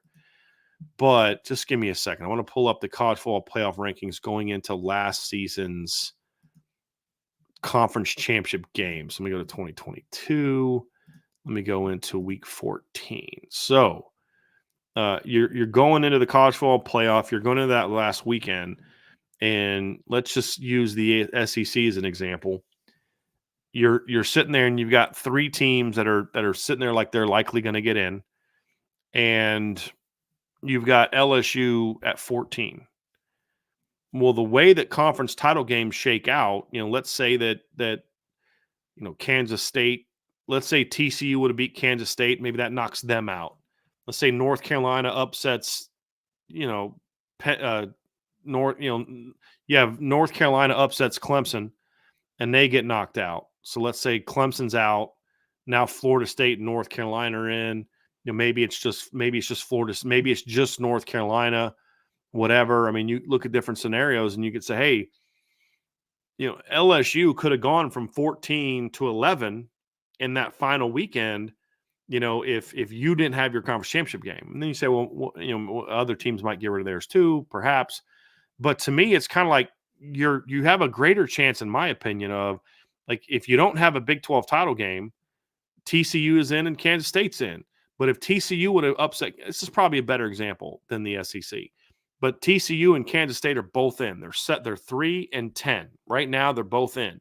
Well, the way it played out, Kansas State beat TCU.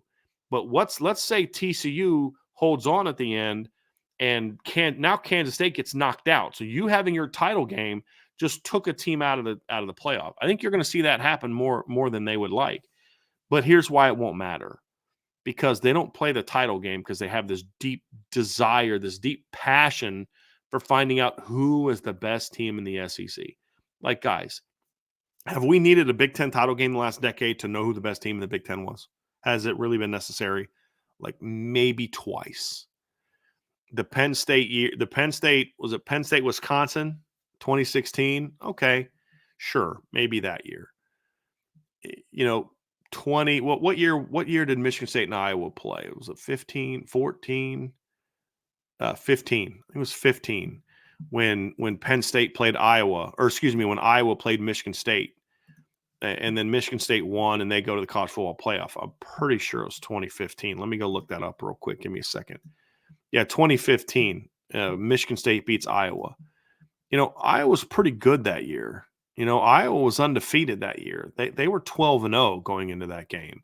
Michigan State that season, I believe, only had one loss. I think it was in Nebraska. Yes, it was in Nebraska. They had beaten Ohio State. They had beaten Michigan that season. They had beaten Penn State. It was debatable on who the top two teams were in the Big Ten. Most years, however, it's not. It's Ohio State against some bum West team from the West. It's Michigan against a 4-loss Purdue team, or an Iowa team that scores 15 points a game. It's we don't need that. It's just a moneymaker. In most years, you know who your champ is. And in some years, you actually run the risk of knocking a team out of the playoff if you do have a repeat of the a title game. And so we've seen that several times. I think it was 2018. Let me look at this up real quick, because I think 2018 might have been a year where Texas might have been able to get in if they didn't have to do a rematch against Oklahoma. No, they were up to 14. So potentially, yeah. So Texas gets up to number 14, and they're just kind of on the outside looking in. But who knows what they would have been in the playoff system? But then they play number 5 Oklahoma, get beaten. Now they're not even in conversation. So I don't know. I don't know that it's necessarily a great thing to have the college to have the conference title games as far as 12-team playoff. I think it's too much wear and tear on the bodies. If you play in a conference title game and lose, but still make the playoff, you've got to now play 17 games to win a title, because you played 13 when you include the conference title game. Now you're not getting a bye, so you got to play in the first round. Then you got to play in the quarters. Then you got to play in the semis. And then you got to play in the title. That's 17 games for college kids. That's way too much. But I don't think they're going to get rid of it, Michael, because it makes them too much money. And we all can agree that the vast majority of decisions that are made by college football leaders is about money, either making money or not losing it. Meaning we're gonna give into this because we don't want to get sued and lose money. It's either about making money or keeping money. That's what these decisions are about. It's not about what's best for the game. That's why I wish we had leadership that said, hey, what's best for the game? Are we making decisions best for the game? Then we'd see a lot of things be different.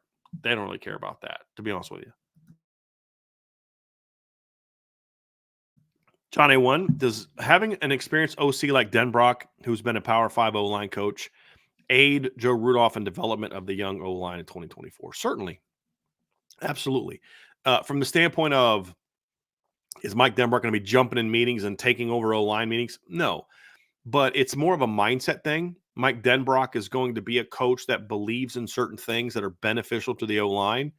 And like, for an example, one of the things you'll see is, Mike Denbrock's not someone who wants to run 13 different run concepts. Mike Denbrock's like, let's find 15 different ways to run inside zone. Let's run 8 different looks to run counter. Let's complement inside zone with, we'll run split flow, we'll run lock, we'll run read, we'll run RPOs off of it. We don't need to run a million plays to be effective. Where another guy like a Lincoln Riley, a quarterback's coach, is like, man, let's run like these 8, 9 different run concepts and do this and do that. And you better hope you have a great O-line coach, because otherwise you're gonna struggle against the better teams. So I think that'll help Joe Rudolph say, hey, look, I don't need to teach them inside zone and all its variations, duo and all its variations, counter and all its variations, power and all its variations. buck sweep and all its variations, gap scheme and all, like you don't need to run all that stuff. You're running inside zone and its variations, duo, and you're running one misdirection, and then you kind of minor in the pin and pull stuff, right? Where you have it, but you're not majoring in it. That allows you to be really good at the things you're majoring in. And you see a lot of guys like Denbrock who have that experience coaching the O-line, and there's not a lot of them, that a lot of times will be more focused on it's not how much we run, it's how good we are at what we run. And that's going to be a big part of Mike Denbrock's belief system is, yeah, he's smart. He knows football. He knows scheme. He knows X's and O's. He knows how to put a game plan together. He knows how to, scheme his way to success and all that kind of stuff. But at the end of the day, Mike Denbrock's biggest foundational principle as an offensive coordinator is it's being really good at what we do, not having necessarily a million things. What we're going to have, we're going to be really good at. And then finding that balance between being really good at things, but not having enough to really attack teams, and saying we're going to be really good at these things, but we're going to run them in enough ways to be effective. So like one year, for an example, like I don't think Mike Denbrock was this guy that just went out every week and said, hey, let's out scheme everyone. Let's show everyone how smart we are. But I believe it was Will Fuller's junior year, 2015, where I counted. Will Fuller ran like 23 unique routes during the season. And so when I mean like a unique route, I don't mean like, a corner where it goes over top or a corner where you bend. That's a corner with different principles based on how the safety's playing you, how the coverage is set up and things like that. Now, it will be differently where if I have a corner and then a post corner or a, sort of the corners that are meant to kind of come in, vertical, out, people call them different things, a bend, whatever. I mean, there's lots of different names for them. That's a different route because it's got different, what you're doing to attack a defense is different. So that to me is like 3 different routes, and then there's principles within each route. And he ran like over 20 unique routes that season. That's a lot, and you've got a lot to teach in that regard. So it's not like they're running hitches, goes, posts, and comebacks. That's it. That's all your outside guy needs to do. No, there's some complexity to it. But at the end of the day, it's all about we've got to make sure that our players can execute what we do at a very high level because we're player driven. And it's especially true in the run game. In my opinion, you'll see that really manifest itself, which in turn helps Joe Rudolph focus on technique, footwork, because like if you're having to teach like all these new wrinkles every week to what you're doing scheme wise, and you're always making these little, like Notre Dame would just like every week there's like 2 or 3 run concepts. You're like, well, never really saw that before. And they'd run like 2 or 3 times and it was okay. Sometimes it was good, sometimes it wasn't. And you're like, how much practice time did you have to spend on those new looks? And instead of saying, hey, look, we're going to focus on this and this and this and be really good at that, and then we'll have some wrinkles off of it that are really effective. I think that'll definitely help Joe Rudolph quite a bit. Joe Allen asks, with all the new portal jumps from coaching changes, are there any Notre Dame should go after? Well, I couldn't tell you, Joe, that I know exactly who's in the portal right now. It's like, here's an example, like Jabbar Muhammad. Is Jabbar Muhammad a guy that's worth looking into? Yeah, he is. Would I do it at the end of the day? I don't know. And Ryan, I'd like to see you kind of put your answer to that in the chat. But boy, I'm torn on that one because part of me wants to say that's a really good football player. The other part of me is like, yeah, but I really want to see Christian Gray play a lot this year. And so those are the tough decisions you have to make sometimes. There's going to be some receivers jumping the portal that are good players. And I'm like, yeah, but do I really want to see less of Jaden Greathouse or less of Jordan Faison or less of Cam Williams because you got this good receiver that's maybe not a game changer? Those are the things that I look at, and I'm just very curious to see, like, would I go after that guy or not? Like there's an offensive lineman from Washington that jumped in the portal, and I'm like, man, that's tempting, but no, I think I'm good with developing the guys that they are. So, and there's going to be some guys, honestly, that are just not going to be options. Let's just be honest about that. There's just going to be some guys that you may look and say, hey, it'd be great if they could go after that guy, but it's just not going to happen, right? So I just think right now, I'm comfortable with where Notre Dame is when it comes to their current roster. I'm comfortable where Notre Dame is. Trying to think if there's a position that I would really look at a guy that, like I said, a guy would just have to be too good to pass up. That would be the thing. And I just don't know who that would be right now. But a lot of these guys, a lot of these guys are getting into this. They know where they're going or they're looking for certain. I mean, props to Isaiah Bond for being honest about it. I mean, I didn't like his answer just because of what it means about the game, but I respected the heck out of the kid for being honest. He's like, look, I made a business decision.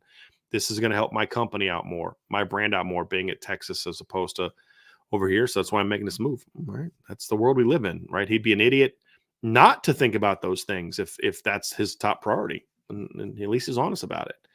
So that's what a lot of these kids are. I mean, a lot of these top recruits, former top recruits that I'm excited. Either A, they know where they're going, they get in the portal, or B, they're getting in the portal looking for something that I don't know that I necessarily want to give. Like Cam Ward. Good Lord, I want no part of Cam Ward. No part of Cam Ward. The guy declared for the NFL draft. He's looking for a big payday. The only reason he's going to Miami is because Miami upped their offer and gave him a big offer. Let's be honest. That's it. So, am I winning with that guy? No, I don't think you are. Because as soon as things hit the fan, like look what happened to Washington State this year. Early in the season, things are going really well. He's playing really well. Then things start to falter. They need that kid to pick him up and carry him, and he falters. He just keeps playing worse and worse and worse, and Washington State just flames out. Now he's in the portal. So there's a lot more kids like that out there like that than you think. There really is. Now, somebody just put in the chat, there's one kid in particular, if he jumped in the portal, there's two kids in particular, if they jump in the portal, I go after them right now. And that's Caleb Downs and Keon Keeley. But as of right now, neither of them are in the portal. And so until they are, it's just not even worth talking about. But I doubt that they have any shot at Caleb Downs. And honestly, at this point in time, for Keon to jump in the portal and then come to Notre Dame, he'd have to change the priorities that he had that made him go to Alabama in the first place. That's just the reality of it. Now, I hope, though, that I would love it for that to happen. You guys know my stance on Keon Keeley. Even when he left Notre Dame, love the kid, think he's a great talent. That one I would look at, but he's not in the portal. And I don't know that he's going to jump in the portal. I think people are just assuming that every kid's going to leave just because the coach left. Bama's still Bama, and they just replaced Nick Saban with the coach who was the national runner-up, right? Who went 25-2 the last 2 years. Like they didn't hire. This isn't like Tennessee hiring Derek Dooley. You know what I mean? Like they hired a good football coach. They're going to lose some kids, sure, but there's going to be a lot of kids, especially some of those younger kids, that are going to stay. Next question is from Skylar ND. Do you think Florida State's sort of success with building a portal team has led to more teams taking more portal players, and how can Colorado function with 6 recruits? I don't think Florida State's success has really done that, to be honest with you, because number one, I don't know that Florida State has built a portal team. They have and they didn't do it all in 1 year. I mean, they got Keon Coleman this year, but they got Johnny Wilson the year before. It took them 2 years to put that together.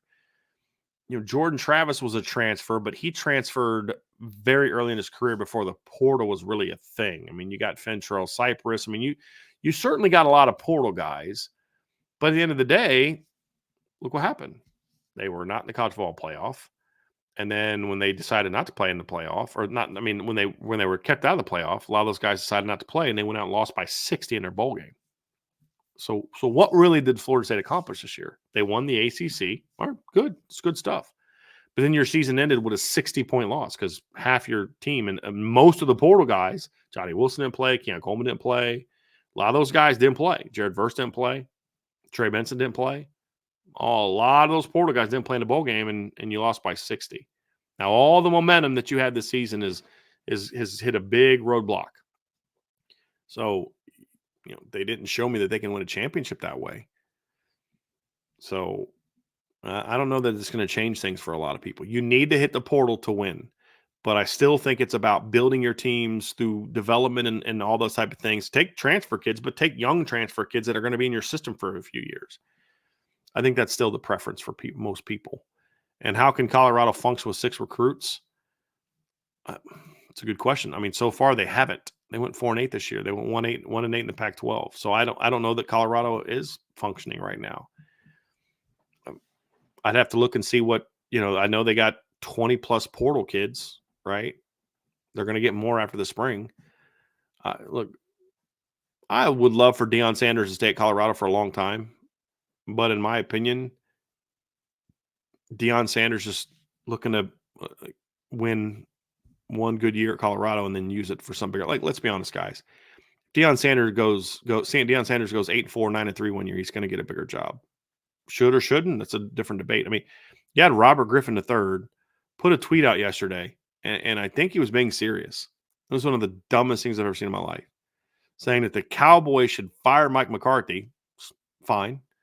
I mean, that's the NFL. It's the life of the NFL. You can't, I don't care if you win 12 games a year. If you keep getting knocked out in the first round of the playoff, or you win one and then lose again, and you're getting knocked out in embarrassing fashion, okay, sometimes you got to go. But he literally put a tweet out saying they should, and not just like a quick tweet. He recorded himself saying that and then published it. So this is like a thought out, voiced it, then still hit send, that they should replace Mike McCarthy with Deion Sanders. Ridiculous. But he's still Deion. So someone is going to say, some Power 5, some big time school next year who's going to lose their coach is going to look at Deion and be like, they went 8-4, 9-3. Let's hire Deion, when he won't have he wouldn't have proven anything at that point in time. I mean, that's the reality of it. So I think that's what he's playing for. That's what he's building for. I don't think he's building thinking, what are we going to be in 5 years? I don't think that's what. Because none of his actions are that. None of his actions are that of someone who is in it for the long haul. Now, his words say it, but his actions don't back it up. Because if they did, he'd be spending a lot more time on bringing in more high school developmental kids and saying, hey, we're going to take our lumps this next year or so because we're going to have a lot of young players, but we're going to keep building, and we'll get the portal guys at certain spots and things like that. But that's kind of where it's at, in my opinion. So we got some super chats piling up down there. So let's get to this one from William Chesney. Hey, Brian, and thank you, William, very much for your super chat. Hey, Brian, out of Blair, Golden, Williams, and Zachary. So that'd be Jadon Blair, Dallas Golden, Devin Williams, and Mark Zachary. Who do you think Notre Dame wants most to finish out this class? They still can't take all four, can they? Well, of those four, they absolutely can and would like to take all four, I think. It'll be tough to get all four, but I do think that and I know that means they'd get 4 corners. I get that. 4 corners and 3 safeties. But I do believe if all 4 of those guys wanted to come, they would take all 4. I don't think they would turn any of them down. I don't think it's going to come to that. But they definitely would take Jadon Blair. And all the other 3 guys are the same. Like, as far as who they want the most, look, I had a conversation with somebody the other day about secondary recruiting. And Notre Dame is truly in a situation where it's like, who do you want more, Dallas Golden, Devin Williams, or Mark Zachary? And the answer, basically, when you talk to different people in Notre Dame, is yes. No. You didn't understand my question. Who do you want more between Dallas Golden, Devin Williams, and Mark Zachary? Yes. The point being, they think they're all dudes, and they want all of them. Now, do I think that maybe one player's ahead of the others in certain regard? Maybe. But they want all of them. And now, will that be realistic at the end? Find out. And realistic could mean there's no way all 4 are going to commit. Or it could be that at the end of the day, they have to say, hey, look, you've got these 2. I know we're still recruiting that kid, but we need to take something over here. And now you can't do that. Those things could all happen. But they're trying to get all those guys, all of them, right now. We'll see if they're able to do it. For me, if I could make it work, I'd take all of them. Because here's what it comes down to, William. Who do you say no to? Let's say you get Dallas Golden and Mark Zachary, and they both commit. How do you say no to Devin Williams? I don't know how you do it. Let's say you get Devin Williams and Mark Zachary. There's no way in heck you can say no to Dallas Golden. Or Golden and Williams. How do you say no to an in-state kid that I know Notre Dame loves Mark Zachary? Loves. But but to your point though, but here's where you've got it can be challenging. You get 7 DBs. Let's say they get all 4. It's 7 DBs. You've got 5 D linemen already. You're trying to add Damian Shanklin, and I'm counting Dominic Ulick in that regard. You want 3 to 4 receivers. You're going to bring in 3 to 4 offensive. Now your numbers starting to get pretty big, and you've got 13 to 14 kids tied into 2 parts of your defense, secondary and a defensive line. It gets tough. But as of right now, they're recruiting like they want all of them, and that's kind of where they're at right now. Justin Knox with a super chat. Thank you, Justin. True or false? We are better than every single team on our schedule next season on paper, and will be more than one regular season. And will more than one regular season loss be disappointing? Possibly. Again, being better on paper doesn't mean you should beat everyone, because there's always context, right? So right now you're better on paper, but what if you have a couple injuries? What if one team plays better than you thought? I wouldn't have thought Louisville was going to be as good as they were this year. Doesn't mean that they should have lost to Louisville. They shouldn't have. But it just makes it more challenging. If they're 10-2 next year, I will personally, just as of right now, sitting here on January 15th, I'll probably be a little disappointed. I will. But there's just so much. There's just so much still out there. I mean, Florida State's not done adding kids. Louisville's not done adding kids.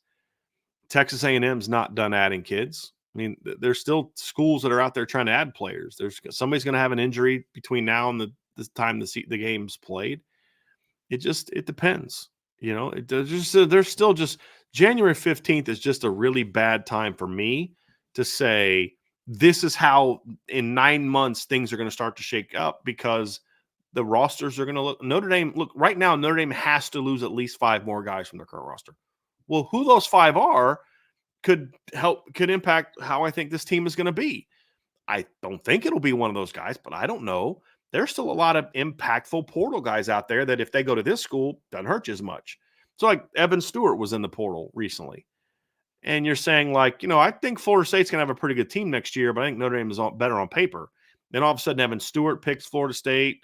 And then, the Jabbar Muhammad picks Florida State, and some talented offensive lineman picks Florida State. Now you're like, this could be a little bit tougher. Now, Evan Stewart ended up picking Oregon. But I'm making the point that when there's those kind of impact players out there, where do they go? What if USC goes on a run here coming down the next couple of weeks, and they land some big portal guys, and Caleb Williams announces he's going to come back? Well, then we'll see how it plays out, right? So there's just so many guys out there. Let me finish the point, Brandon. I got you, man. I'm making a point. That's what I said when he was in the portal. He's not in the portal anymore. Patience, good man. I'm just making the point that when there's these impact players out there that haven't made decisions yet, they could shake things up. And a week ago, I'm looking at Evan Stewart, and he's looking to I think Tennessee had ended up dropping him, but he's looking to Florida State, I think Texas, Oregon, some other teams. And you're like, man, depending on who he picks, it could impact Notre Dame. So there's just so much out there still that has to happen that it's hard for me to just really definitively say this is what their record should be, or this is how it should be. But I do think the one thing I will say for now, I do believe on paper that Notre Dame has a better team than anybody coming back on their schedule. And there would have to be, to me, some big changes for another school for that to change. That's kind of my take on that. Mark 1 with a super chat. Thank you very much, Mark. My son, and I love your channel. Thank you, Mark. Can you imagine a playoff game at Notre Dame? We have to have a tailgate for sure. South Bend native in Washington. South Bend native. I don't know if you're from Washington or if you went to Washington. I'm very curious on that one. Mark, I'll tell you this, man. It's going to be pretty chilly at that time of the year. But, man, if Notre Dame is hosting a playoff game next year, we will be getting together, whether it's tailgate, meeting somewhere indoors. Definitely will do a Friday night before the playoff game, whatever day the game is played on. It's not a Friday night because let me see, college football playoff schedule. it's a funky schedule. I read it last week, but it's a really funky schedule. Let me just go ahead and look at it. Let's see here for 24. So next year it will be the first round. There will be a game on Friday night, December 20th, one game. And then the next Saturday, there's 3 games. So it could be a Friday night. It could be a Thursday night. But whenever the first game is, if Notre Dame hosts a playoff game next year, we will have the night before the game get together, and we still may tailgate the next day. We'll see. But I can assure you we will have a night before the game, like go out to dinner like we do for bowl games. And then, like I said, we'll have to see if I can get my parents, because I don't do the tailgates. My parents do that. So I'll see if I can convince them to come. I'm not sure if they're going to be able to do that, but we'll see. But we will definitely be getting together that weekend. There's no doubt about it. John A1, many of the transfer portal QBs have chosen their destination for 2024. Which QBs are a match made in heaven, and which QBs made a risky choice? It's a good question. Let me go ahead and pull this up and pull up all the so I can have it at least in front of me, and we'll kind of go through that. So let me go to commitments. Let's go to, actually, no, got to go to the portal page, the transfer portal. They have their own portal page. It's so crazy. All right, top football transfers. Let's go to quarterbacks here, and we'll go from there. Okay, so I'll just kind of go through this player by player, okay? And I'll tell you what I like about the picks, and I'll just go through a few of them. Number 1, Aiden Childs, going to Michigan State. Love that pick. He's fallen. I love that kid coming to high school. Ryan and I both liked him a lot last year. He was a guy that we wanted Notre Dame to hopefully have some success with. They made a run at him after Dante Moore left, but he just wasn't going to leave Oregon State because he wanted to play for Jonathan Smith. Now he's following Jonathan Smith to Michigan State. Love that kid. Decent athlete, but big arm, real good passer, smart kid. I think that was a great decision by him. Dante Moore going to Oregon. I just worry that Dante doesn't have the maturity to be a leader of a football team. And that's a big risk that they took, but they also got Dylan Gabriel in the portal. And so you're going to have good play at quarterback next year between the two of them. I understand Oregon taking that shot because if you can get Dante's head on straight, he's an incredibly gifted thrower, incredibly gifted thrower. So I'm okay with you taking the shot there. Cameron Ward to Miami, to your question, risky. Which QB's made a risky choice? I don't think he made a risky choice. I think Miami's going to have some talent. They're playing the ACC. I think he's a risky choice for Miami. Major red flags for him. Malik Murphy going to Duke, that is a big risk for Malik because you have a new coaching staff. You're going to play for Manny Diaz. I personally, to be honest with you, don't think very highly of Manny Diaz as a football coach. He's a good defensive coordinator. Has had some really good seasons as a defensive coordinator, but a little up and down. Had a really good year with Penn State this year. But I also think he was a pretty bad head football coach. So you go to Duke, you're playing for him. You've got Jonathan Brewers, your new offensive coordinator. Is that a good hire? I don't know. He was at SMU the last couple of years. They did some really good things. That's a bit of a gamble. What kind of talent is Duke going to have around him? That's a risk for Malik, and I was surprised that's the move he made. Malachi Nelson going to Boise State is a great decision for him.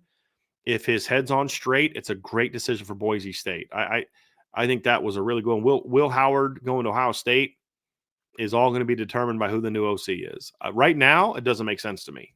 We've talked about this. I don't believe that Ryan Day knows how to properly use a quarterback with Will Howard's skill set. If he hires a Dan Mullen type of guy, that makes a lot more sense to me. I understand why Will Howard went to Ohio State. I mean, why not? Look at the success they've had developing quarterbacks and getting them into the draft, and look at the success they've had on the team, on the field. I totally get it. Riley Leonard to Notre Dame, great fit for both of them. Brock Vandegrift going to Kentucky makes a lot of sense for him. For Kentucky, I mean, I get it. I'm not super high on Brock coming out of high school. I think he's a good player. I thought he was a little overrated, but he's got some ability. I think that kid's got some tools to work with. Daquan Finn going to Baylor. It just depends on how they use them. If they're going to be a really quarterback mobility, quarterback movement type of team, then sure.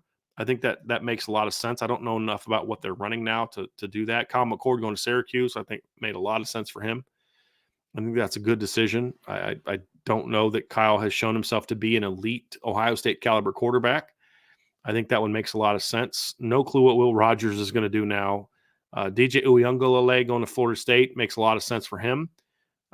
I think it's a much better fit than some of the other schools he looked at. They obviously will use a mobile quarterback. They don't need the quarterback to be an elite, read the field left to right and such type of player. I think they don't necessarily even need a quarterback to be super, super accurate. I don't think Jordan Travis was a super accurate quarterback. They're looking for more of a playmaker quarterback, and I think that'll fit a little bit more DJ's game, in my opinion, than some other options. So I think that one makes a lot of sense. From everything I've heard about DJ, he's a good leader, good character kid. Does the things you ask him to do, well liked by his teammates. So I think he'll fit in well that way, in my opinion. So I think there's a lot about that move that I like. Do I think DJ is a move the needle for Florida State? They could go compete for a championship with him. I don't know that I would say that. I don't know that I'm there with that one. But Jordan Travis was not a very good deep ball thrower this past year, more like 18 of 58. They like to throw the deep ball, though. I mean, if you go back and look at his tenure at Memphis and at Florida State, at Arizona State, he likes to throw the deep ball a lot. And at Oregon State, DJ was 25 of 58 with 8 touchdowns throwing the deep ball, whereas Jordan Travis was 18 of 58, and and you got to think about that. Think about who he's throwing to. You go 18 of 58 throwing the deep ball for 3 touchdowns, and you've got Johnny Wilson and Keon Coleman. That's not very good. So I don't think Jordan Travis wasn't that great this year, to be honest with you. But they didn't need him to be. Just manage the offense and make a couple plays. But I actually think they could be better at quarterback next year. He won't maybe make some of the flashy plays, but you're going to have a legit running weapon at quarterback, meaning like designed runs. You've got a guy with a big arm that can throw the ball down the field, a guy that, a little bit more durable. And, it's one of those things, man, where I don't know that the talent around him will be as good. It won't be, in my opinion, but I think he might actually be a better quarterback than Jordan Travis, in my opinion. That's kind of what I think about him, too. See if there's a couple others that I like. Tyler Van Dyke going to Wisconsin. I think Tyler Van Dyke's kind of shot. Grayson McCall going to NC State. That's a good pickup for him. I mean, it's a system that fits what he does. They don't need an elite. Like, the thing about Grayson McCall is I think he's a very overrated player. I don't think he's super talented, a lot of those things, but I think he's really smart. I think he's pretty accurate. And at NC State, they don't need Riley Leonard's playmaking ability. They don't need, DJ Uyunglele's big-bodied running skills. They don't need that. They need a guy that's going to make good decisions and is going to get the ball where he needs to get to. That's kind of,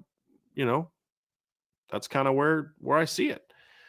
And so I think that one makes a ton of sense. I like that one. So, going down here, Nate Johnson going to Vanderbilt. I don't know enough about what Vanderbilt does to really have an opinion on that one. I'm trying to find a few more of these guys. KJ Jefferson going to UCF. I think it makes a ton of sense for him. Can he stay healthy? That's going to be the big question for KJ. He's got to stay healthy, but I think he's a good player. So, and I know Ryan's talking about, too, the Matthew Sluka kid from Holy Cross is going to UNLV. I don't know a lot about him, but Ryan, we'll just pull this comment up. And Ryan says Sluka is going to be awesome at UNLV. So, and I like kids like that. To me, that you're going from FCS. It's hard to go from FCS to Notre Dame or NC State or a place like that. Go to UNLV with their system. That's a transition you can make. And then, of course, the UNLV kid went to USC. We'll see how that shakes out. I couldn't say that I watched enough of him to have an opinion on that one, to be honest with you. So I really don't. I really don't. Mark 1, here we go. Mark 1 with another super chat. Thank you, Mark. We wear IB hoodies, perfect tailgates in the South. Need Washington High School. So he went to Washington High School, grew up West Side, where state champs in football when I went there. Okay, awesome. Yeah, I wasn't sure what Washington talking about, but that makes total sense, man. So I appreciate you. And I do appreciate the fact that you got some IB gear, man. It means a lot. It really does. I appreciate that. And thank you for the super chat. Iden Benami, haven't heard much lately about Rowan Byrne and Talon Taylor recruiting wise. Might need to ask next show with Ryan and all was on it. So ask Ryan about Talon Taylor. Notre Dame is on him. I still think we're seeing the board sorted out a little bit. But with Rowan Byrne, Notre Dame has moved on. So he had a window where he could have committed. He chose not to commit in that window. And by the time, they kind of got through that window, Notre Dame had just expanded the board, and there's just better players on the board and guys that like Notre Dame that they got a better shot at. So they've moved on from Rowan Byrne. Now they could always go back on him. But as of right now, Notre Dame has passed on Rowan Byrne. So he will not be come to Notre Dame the way things are at the present moment. John A1, if you could choose any Notre Dame running back to run behind the 2017 offensive line, who would you choose? And yes, Josh Adams could still be that guy. So, John, I'm trying to find your question because I had asked you at the time if I believe I asked a follow-up question to that. And the follow-up question had to do with are you talking about just like in the last, like the Brian Kelly tenure? You're talking all time. So I'll give it twofold since I can't find your response. So I'm not sure which one you're looking for, but I'll kind of go like recent history, so from the Brian Kelly to now. Who's the guy that I would like to see them run behind? Honestly, the guy that I would like to see run behind them the most is Audric Estime this past season. And my number two would be, this is going to kind of be crazy.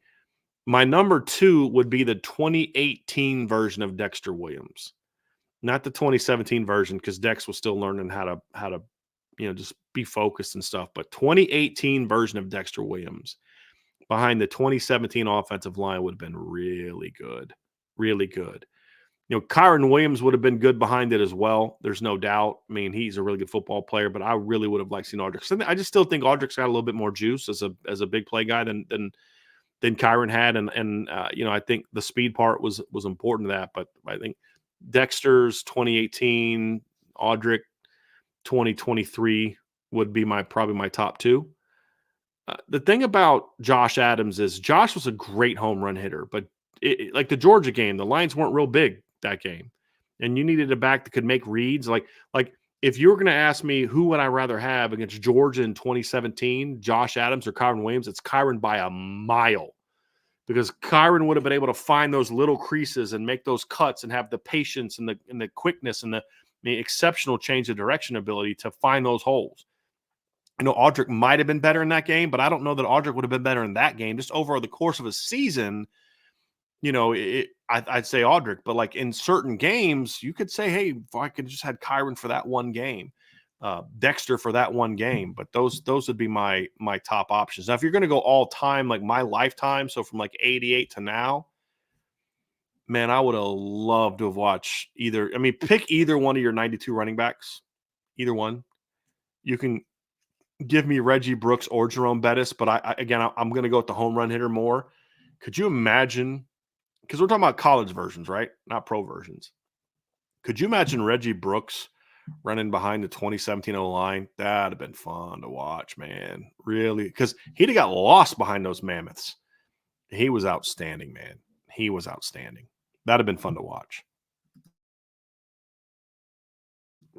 And then Benami says, did we end up blitzing more this year or last? Is it just me, or is every game we were this close to a sack at least 5-10 times a game? Yeah, I think the last part of your question, they were a lot more disruptive this year. Where last year they just bring all these blitzes and you're just like, dude, they don't come close to hitting home.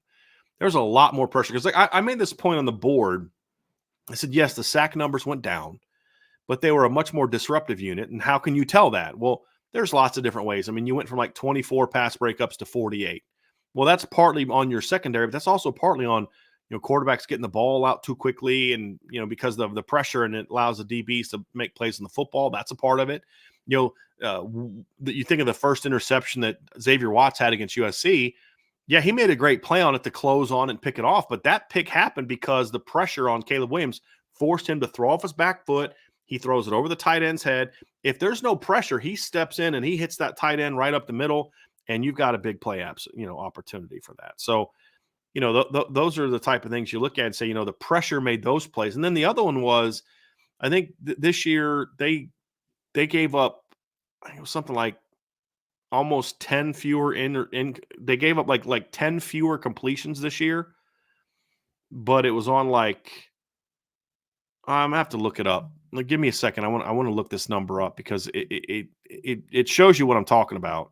So this year, Notre Dame's defense gave up 195 completions.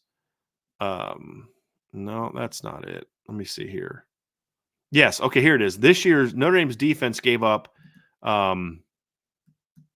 it's 195, 32. So they gave up this year 37 fewer completions, but teams attempted only 23 more attempts. So what does that mean? It means you this season, what you saw this season was a lot more incompletions. And so you see your completion percentage go from 58.7 allowed to 52.4 allowed. Well, what's a big reason for that? It's the pressure. And so even though they don't end in sacks, they're ending in incompletions, pass breakups, turnovers, all those type of things a lot more. And then as far as blitzing more, based on I believe they blitz more. My gut says that. The data at Pro Football Focus says that. I did not measure that statistic personally. So I just go off of that. But yeah, they blitzed more this year. It wasn't a ton more this year, but it was more. And it's because they were good at it. So yeah, they did blitz a little bit more than last year. Yes. Donald Reed, Brian, I'm watching IB when it was only you and Vince. I live in Florida. Marcus Freeman is the best person that can take us to win that they won't see it coming. Man, I appreciate all the support, man. And so you were, if you listen to us all the time and you were here at the beginning, then you remember the conversation I was talking about the other day where I was talking about all the different backgrounds we've had and how janky some of the early ones looked with the pool table and the fan in the background and all that kind of stuff. So a little bit better now, I think, I hope. But yeah, I appreciate the support. But no, look, Marcus Freeman, will he win at Notre Dame? I don't know. I think he's got a chance to. But to your point, he's an easy guy to root for. There's a lot of guys on staff like that. There's a lot of guys like, man, I hope I'm wrong about that guy. I hope I'm wrong about Al Washington when I criticized him a year ago. Seems like a good dude. I hope I'm wrong about Drew Rudolph. Seems like a good dude. I always wanted to be wrong about Jeff Quinn because he was a really good dude. I really liked him personally. But, you just have to kind of give your opinion. Marcus Freeman's very easy to root for. And if he can start to win, boy, it's going to be dangerous in Notre Dame. You're going to see them just start to really jump in recruiting even more. There's no doubt. Like if Notre Dame goes, just say Notre Dame goes to the playoff this year and they win 2. Just that's it, 2. They just win 2. Get knocked off in the semis. Dude, I'm telling you, man, Notre Dame recruiting is going to explode because kids are going to be like, hey, they can compete. This team can really compete. And that's going to be fun. I can't wait for that day. I'll just say that. I can't wait for that day. Rob Osgood says, hey, guys, quick question or QB question. How would you, as a coach, deal with the upcoming season quarterback room, playing time and keeping guys happy in response to today's easy portal environment? Thanks. I wouldn't, to be honest with you. I'm not a big fan of doing things to, deal with it. Here's how I deal with it. I'm honest with them. I'm honest with them. Like, look, it's okay sometimes for a kid to transfer as long as you're honest with them. You don't tell Steve Angeli something, for example, to make him happy to keep him here if it's not the truth, because then he's going to end up getting screwed over and not doing things that he might feel is best for him. I'm just using this as an example because you lied to him. Hey, Steve, you're our guy. When Riley Leonard leaves in a year, you're our guy. And then you go tell Kenny Minchie, dude, when Riley leaves in a year, you're our guy. And then you tell CJ Carr, you're our guy. You're lying to him. And I wouldn't do that. And I'm not saying Notre Dame's doing that. I sit down and say, hey, look, you're going to get the opportunity. Well, coach, how do you think I stack up? Well, look, man, you're going to have to improve in a lot of these other ways because, these other 2 kids just have more God-given ability than you. So if you want to win the quarterback job, here's what you need to do. Here's the things you got to get better at. Here's where your game needs to really thrive in order to beat those 2 kids out. Or, hey, Kenny, look, Steve's always going to be a year ahead of you experience-wise. So if you want to beat him out and hold off CJ, here's where your game needs to get better. To CJ, hey, these kids are a year and 2 years ahead of you. If you want to beat them out, here's what you need to do. And be honest with them and tell them where you feel. If a kid says, hey, coach, do you really think I'm that guy? And if you genuinely don't think he is, then tell him that. Be honest. There's nothing wrong with honesty. There can be there can be things wrong with the manner in which you've delivered that honesty. Hey, I think you suck. Okay, you're a jerk. You don't need to talk to a kid like that. Hey, you know what? I love you. I think you're a great kid. We'd love to keep you here, but I just don't think you're going to be that guy for us at whatever position. That good. It's going to hurt. The kid's not going to like it, but you're honest with them. And I think that's the big key. So to me, I would let all these kids know, look, right now, we don't have an heir apparent. That heir apparent has to emerge. And all of you are going to get a chance to compete for that job. Riley's our starting quarterback next year, barring him getting injured. That's just where we're going with it. If you want to beat him, try to beat him out, then that's going to tell me a lot about you and is going to give you a chance to say, hey, even if you don't beat him out, you might be that guy that replaces him. So I want to push the buttons to really get these kids to compete. That's my big thing, Rob. That's how I'm managing the room, is to what buttons can I push to find out what the compete level is of the quarterbacks in this room. And then also the things that I need to do as a coach to develop their strengths or enhance their strengths and develop their weaknesses as a player or areas where maybe they're not as good. That should be your job. But the big thing for me about managing is I want to push buttons to find out who's really the competitive guy or guys. And ideally you'd get more. But as far as like keeping guys happy in the portal era, I don't care about that. If me being honest with you and telling you, you've got a lot to prove to be a player is going to cause you to jump in the portal, then jump in the portal. And do what you got to do. And we'll go find somebody else because it tells me you don't want to work for it. That's what it comes down to. So now, if I tell you you can't play for me and you jump in the portal, that doesn't mean you're not willing to compete for it because I just told you you're not going to get a chance to compete. That's different. But I say, hey, look, whether it's Steve or Kenny or CJ or whoever else, like, look, right now, Riley's our guy, and here's where you stand. And no, I'm not promising you anything. You're going to have to compete against that guy and that guy if you want to be that guy. And the guy's like, screw that. I want to be told I'm this. Okay, let him leave. Look, in today's era, guys transferring is not always a bad thing because you're going to find out who really wants to be here, who's down for the struggle, so to speak. Who are the guys that are really competitive, are truly bought in. This era exposes a lot of that. Some of these kids aren't. Now, some kids are making the smart decision for them, and I have no problem with that. But a lot of times, like, you don't want to compete? Okay, leave. Because if you're not willing, like, here's the thing. If you're not willing to compete against, whether it's Steve Angeli being willing to compete against, CJ Carr and Kenny Minchie, or Kenny not being willing to compete against CJ and Steve, or CJ not being willing to compete against Kenny and Steve, whoever you're talking about, if at the end of the day, the kid's just like, there's too much talent in this room, I don't want to compete with that. I want to go to Rutgers where I don't have to compete against that. Okay, fine. And you're not winning a championship with that guy anyway, because he's not willing to truly compete. And, that doesn't mean that one of these kids is going to probably leave at some point in time. It doesn't mean that they're not competitors. They may have already competed and lost, and now they're moving on. That's a different deal, completely different deal. I understand that much more so than just, well, you're not promising me this, so I'm leaving. That's what I take from your question, and I'm not playing that game. What I'm promising you is an opportunity. I'm going to coach you as hard as I coach everybody else. You're going to get an opportunity. But if you need anything more than that, then you're not my guy. You've already answered the question of, can you be the guy here? You just answered it for yourself. And the answer is no. And that's kind of where I'm at. So I have a difference of opinion on that. With some people, I'm not in the whole convincing guys to stay. Like if I have a kid that every offseason, I'm thinking about leaving. Eventually you're just like, then leave, dude. I don't want to have to re-recruit you every semester to stay here. If you don't want to be here, then don't be here. Go somewhere else and I'll recruit somebody else to replace you. Simple as that. Next question is from Tommy Guns. Brian, have you checked on Stiers today? Yeah, I checked on him last night today, and he was pretty ticked last night, but yeah, he's fine. I think his thing is just like, this is who the Cowboys are, right? I mean, this is just same old, same old. Another year, same old Cowboys. And he's right. It is. Jay Wick, do you have an all-time favorite Notre Dame team, or is it more of all-time favorite players over teams? No, I have two favorite teams at Notre Dame, and it's 88 and 93. Those are my two favorite teams. I mean, 88 for different reasons. 88 is more of because obviously it was my first year as a Notre Dame fan. I was 10. I had just kind of started getting into college football. Obviously, I was a Notre Dame fan because my dad was a Notre Dame fan. And of course, they were great that year. And so I remember that team incredibly well. Remember so many things about that season, even though I was 10.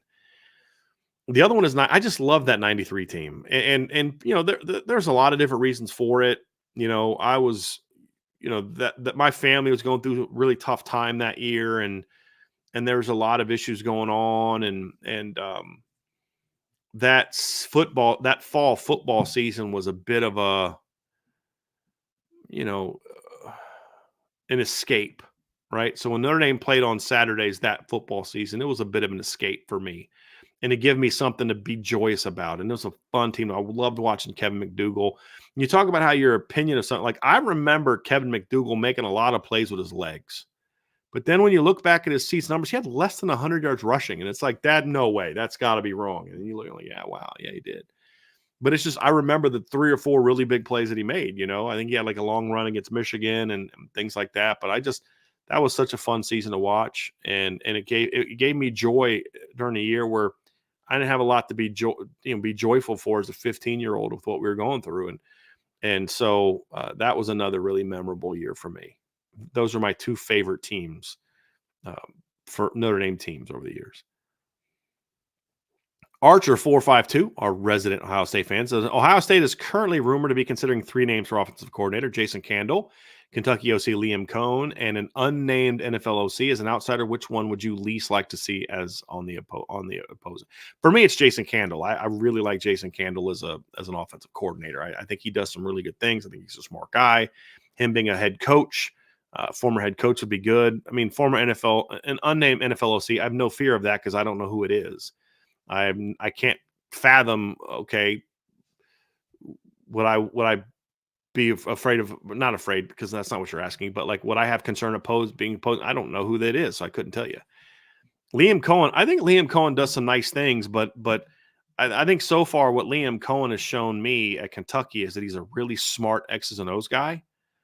There's no doubt about that. But what he has not shown me is that he can really put together an elite offense, and that's kind of my thing. Is he can draw up some really good plays, and they run the football well at times. I mean, but even this year, like, they had that big game against Florida, went for 329 yards.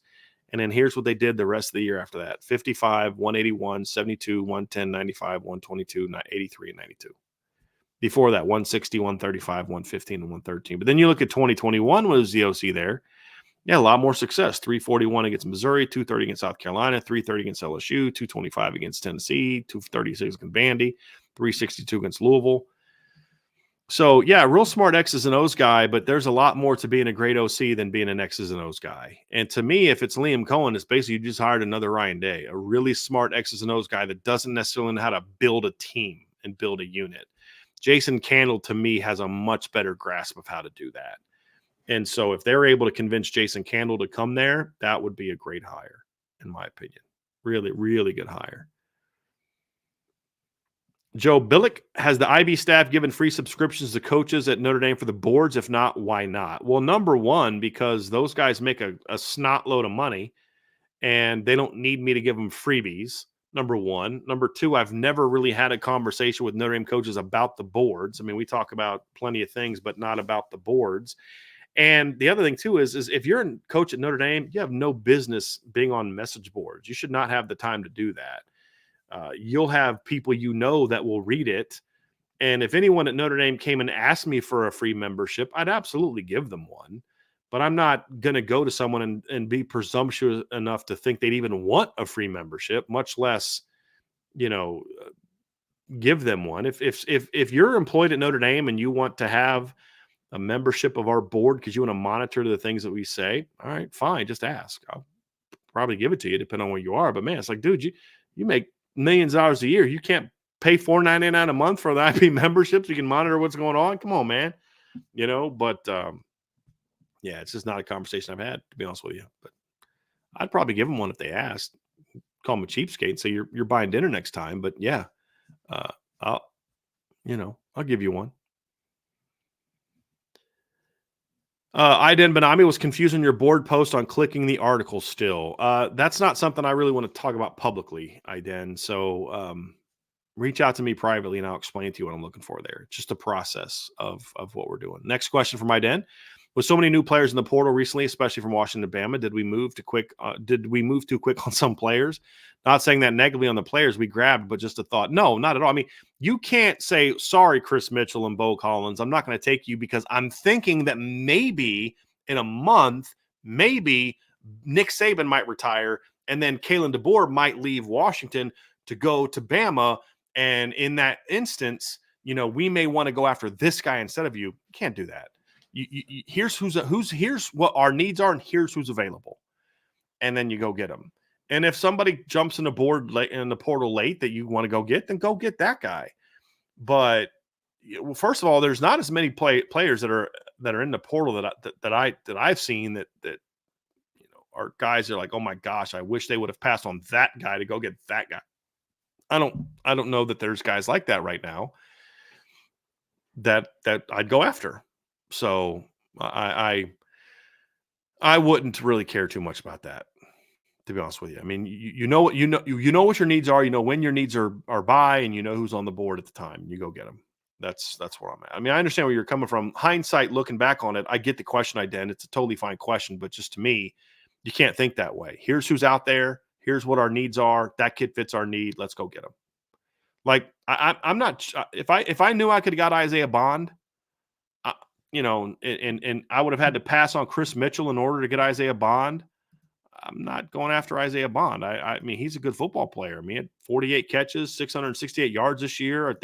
Believe he's the guy that had that game-winning touchdown catch against Auburn. He's a good football player. Am I confident he's going to be better than Chris Mitchell? No, I'm not. And I believe Chris Mitchell's looking for different things than Isaiah Bond's looking for. Not better, not worse, just different. And what Chris Mitchell's looking for is a little bit more in line with what we want from a receiver and from an individual in our program. Same with Bo Collins.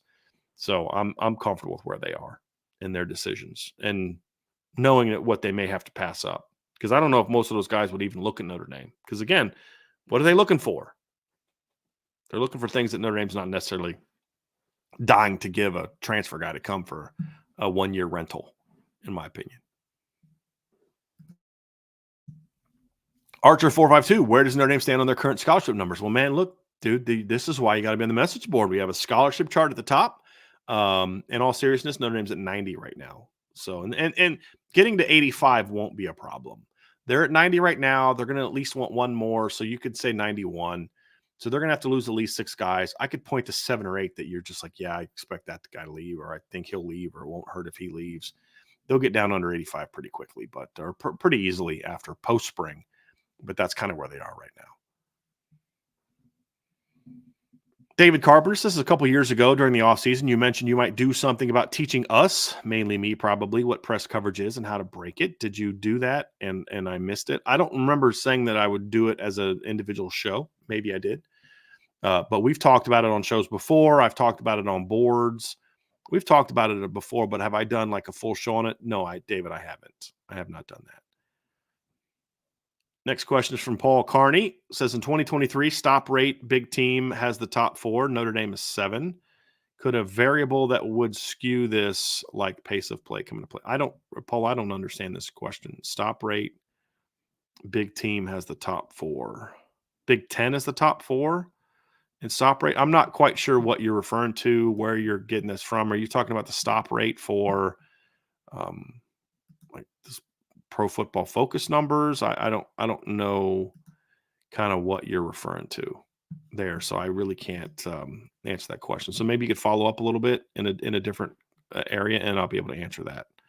But I'll say this though: if we're talking about stop rate is a percentage. So if there's fewer plays overall because of pace of play, then your success rate's still the success rate, right?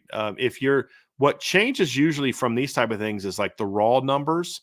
So if you have 100 of something one year and the next year, there's 5% fewer plays. And if you have the same rate, you're going to have still 5% fewer of the raw number.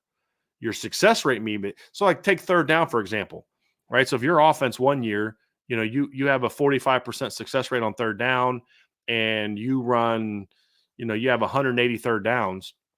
if the next year your offense works at the same pace with the same success rate, you have a 45% success rate. But because of the pace of play things and the new clock rules, you run 5% fewer plays, then you're going to have 5% fewer successes on, third down conversions and third down attempts. Your rate doesn't change. That's kind of, if that makes sense. So, yeah. Next question is from Gavin Harden. Where would it be an optimal landing spot, in your opinion, for Tommy Rees? LSU, Washington, others? I mean, look, the LSU one would make sense because he'd be going to a coach that he knows. But honestly, for me, if I'm Tommy, I'm looking at the NFL. Like, I think that's ultimately where he wants to be. The college game, I mean, the NFL is very volatile for assistant coaches, but the college has become that as well. I mean, you just went to the college football playoff. You won the SEC championship. You go 12-1, you make the college football playoff, you lose in overtime, and you're out of a job because your head coach retired and the new guy wants to bring his own people, which is totally fine. It's a tough business, man. Really, really tough business. So it's like, why not just go to the NFL? And then, because it's just as volatile now. But now in the NFL, you don't have to worry about recruiting, and you get summers off. You get some of the offseason off and all that kind of stuff, and might as well. That's what I would do if I was him. The college jobs, I think LSU would make the most sense because of his known relationship with Brian Kelly. Connor Pat with a super chat. Michigan winning a title is like finding out your dream girl is dating Gilbert Gottfried. That is a great analogy, Connor. I really like that. Yes. Yes. Your dream girl is dating Gilbert Gottfried, the late Gilbert Gottfried. Yeah, man, that would be tough. That would be tough. I'm with you on that. That's kind of how it feels, man. I'm digging on that. It's a good analogy. Good analogy. Brian, would you rank Notre Dame head coaches? Secondly, who was better, Era or Lou Holtz? Joseph, I can't answer that question. I can't. I mean, I could not in any kind of subjective manner where I'm giving you my opinion, because Era Parsegian stopped coaching in Notre Dame 3 years, but 3 years before I was even born, at least.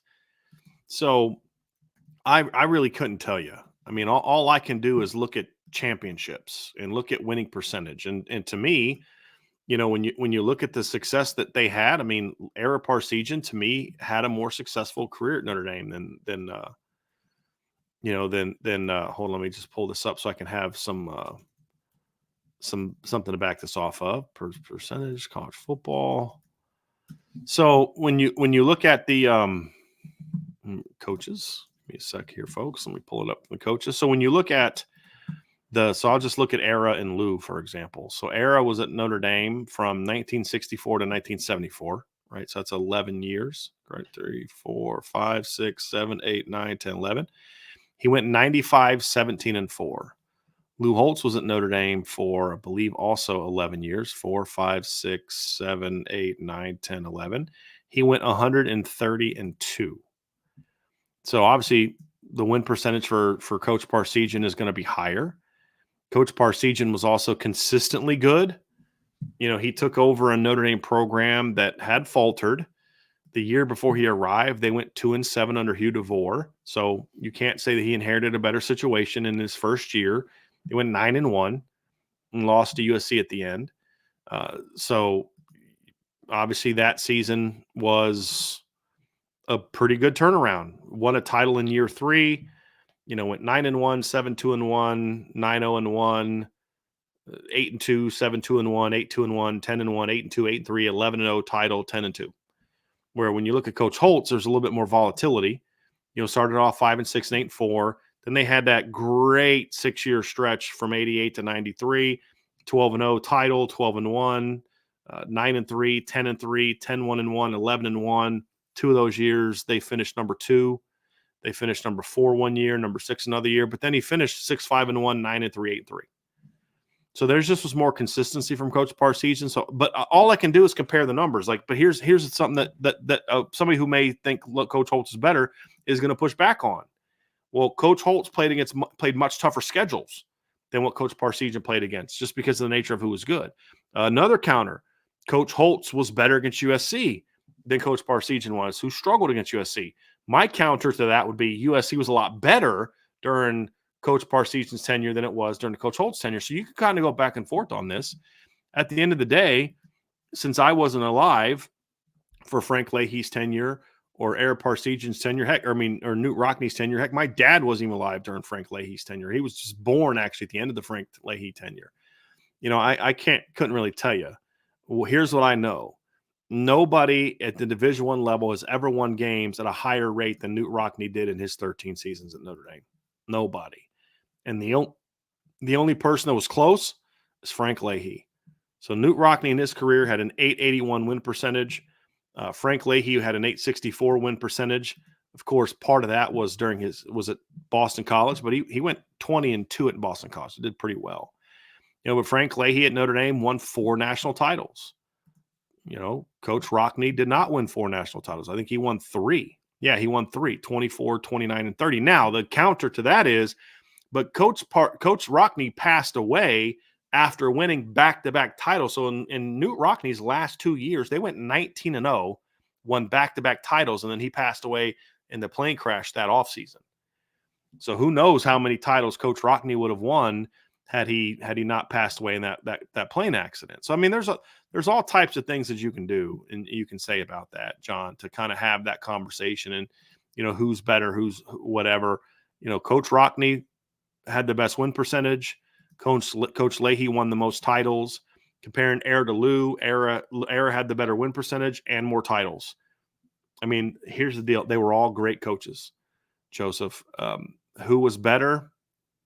It's hard for me. I can just give you the numbers because, again, I wasn't alive. I know I look old, but I'm not that old to where I was alive during Coach Parsegian's tenure. So I can just give you the numbers. Same amount of years. Coach Parsegian had a better win percentage, more national titles, more top 10 finishes than Coach Holtz had.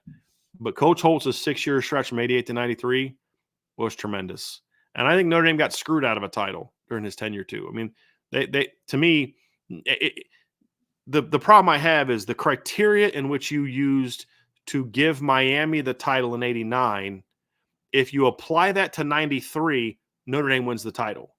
The problem is you applied the criteria in 89 to give Miami the title, and then you use the exact opposite criteria to give Florida State the title in 1993. Meaning Notre Dame, to me, in 1989, when you just look at the beginning of the season to the end of the season, if you just look at the entire resume, Notre Dame, to me, was a better team in 1989 than Miami was. They just were. In 1989, Miami that year went 11-1, same record as Notre Dame. They beat number 14 Pitt and number 1 Notre Dame in the regular season, beat number 7 Bama in the postseason. So 3 wins over ranked opponents. And they lost to number 9 Florida State by 2 touchdowns. Notre Dame, on the other hand, that season beat number 2 Michigan, beat number 17 Air Force, beat number 9 USC, beat number 7 Pitt 45-7, beat number 17 Penn State on the road, and also beat number 1 Colorado by 15. Miami beat number 1 Notre Dame at home by 17. Notre Dame beat number 1 Colorado on a neutral field by 15. And then Notre Dame had a bad loss as well, a double-digit loss to Miami on the road, which is 27-10, which is very similar to the loss Miami had to Florida State, 24-10. But Notre Dame had wins over 1, 2, 3, 4, 5, 6 top 25 teams. Miami had wins over 3 top 25 teams. And if you really want to start looking into the records, keep in mind that Virginia, who Notre Dame beat in the season opener, was unranked but finished the year ranked 18th in the AP poll. That's another team they beat, and they beat them bad. They beat them convincingly, 36-13. So beat number 17 Air Force on the road by 2 touchdowns. As I said, beat Pitt. The USC game was competitive. Beat Penn State on the road. Number 17 Penn State on the road by 11. So not only did they win, but they had convincing wins. And you had head-to-head, right? So obviously Miami beat Notre Dame, but Notre Dame beat Pitt 45-7. Miami beat Pitt 24-3, right? So you had that head-to-head. So you had different things you could look at. Miami 1989 beat Michigan State 26-20. Notre Dame beat Michigan State 21-3. So, I mean, you outscored them there. So, I mean, there's all these things you can point to. But the fact of the matter is you changed the criteria. In 89, you said, hey, it's the head-to-head. Yeah, I know Notre Dame had a way better resume. And Notre Dame was the way more dominant team and played a much tougher schedule than Miami. Beat a number one team. Notre Dame beat a number one team late in the year, right? Miami beat number one Notre Dame last game of the regular season. Notre Dame beat number one Colorado in the bowl game. So you look at the rest of Notre Dame's, but head-to-head, Miami won head-to-head. So Miami gets the title. Okay, cool. 1993, Notre Dame should have won the title based on your criteria that you set forth to give Miami the title over Notre Dame in 89. So although Coach Holtz only got one title, I think he got screwed out of it, to be honest with you. I think he should have two. If you want to give him 89 or you want to give him 93, I don't care which one, but he should have got one of those two, in my opinion.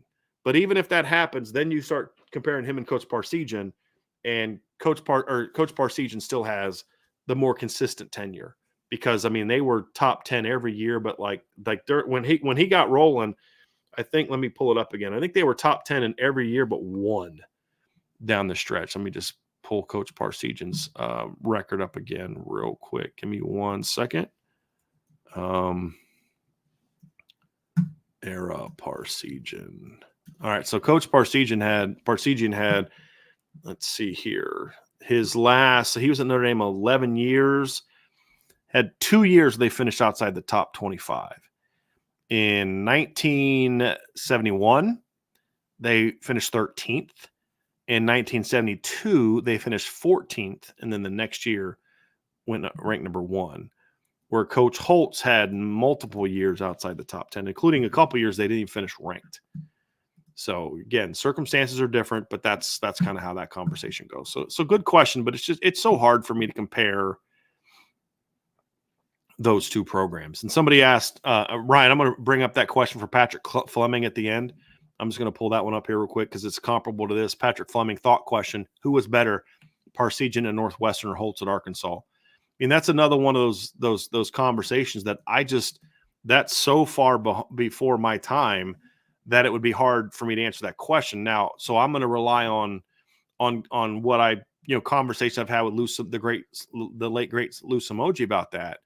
And basically what his point was, like, winning at Northwestern at that time, even going 500 at that time, was a very impressive accomplishment. Very impressive accomplishment. So if you actually look at like Northwestern and like Northwestern football coaches before Coach Parsegian got there, I'm actually going to pull it up here real quick. Let me find out. Let me see here. Coach Parsegian. Let me go here. Just pull this up. This is a really cool resource. So let's go to Northwestern football coaches before Coach Parsegian. So you had Lou Saban was there for a year. You had Bob Voigt was there for several years before that. So if you go back and look at Era took over in 1956. If you look at the 30 years before that, Lou Saban spent 1 year at Northwestern, and they went 0-8-1. Bob Voigt was at Northwestern from 1947 to 1954. They went 8-2 1 year, 6-3, 5-4, and then they had a losing record every other year. You had Pappy Waldorf was there during that stretch at Northwestern. He was there from 1935 to 1946. So that's what, like 12 years. They had a 7-1 record, a 4-2-2 record, a 6-2 record, a 5-3 record, a 6-2 record, and then a lot of 500 or sub 500 records. Not a ton of great success. And then Dick Hanley was there from 1927 to 1934.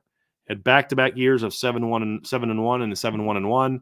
And then 4-4, 5-3, 6-3, 1-5, and 2-3-5. So like not a ton of great success. And then you look at what Coach Holtz took over at Arkansas. He took over for Frank Broyles. 2 years before he took over for Frank Broyles, they were in the top 10 and went 10-2, played in the Cotton Bowl. Arkansas won the 1964 national championship. From 1959 to 1965, Arkansas finished in the top 10 in all but 1 year. And then they also finished in the top 10 in 68, 69. They finished 11th in 70. And then they finished 7th in 1975, 2 years before Coach Holtz took over. And Coach Holtz did a great job his first 2 years, went 11-1, 9-2-1, and 10-2. But then his last 4 years, they went 7-5, 8-4, 9-2-1, and 6-5.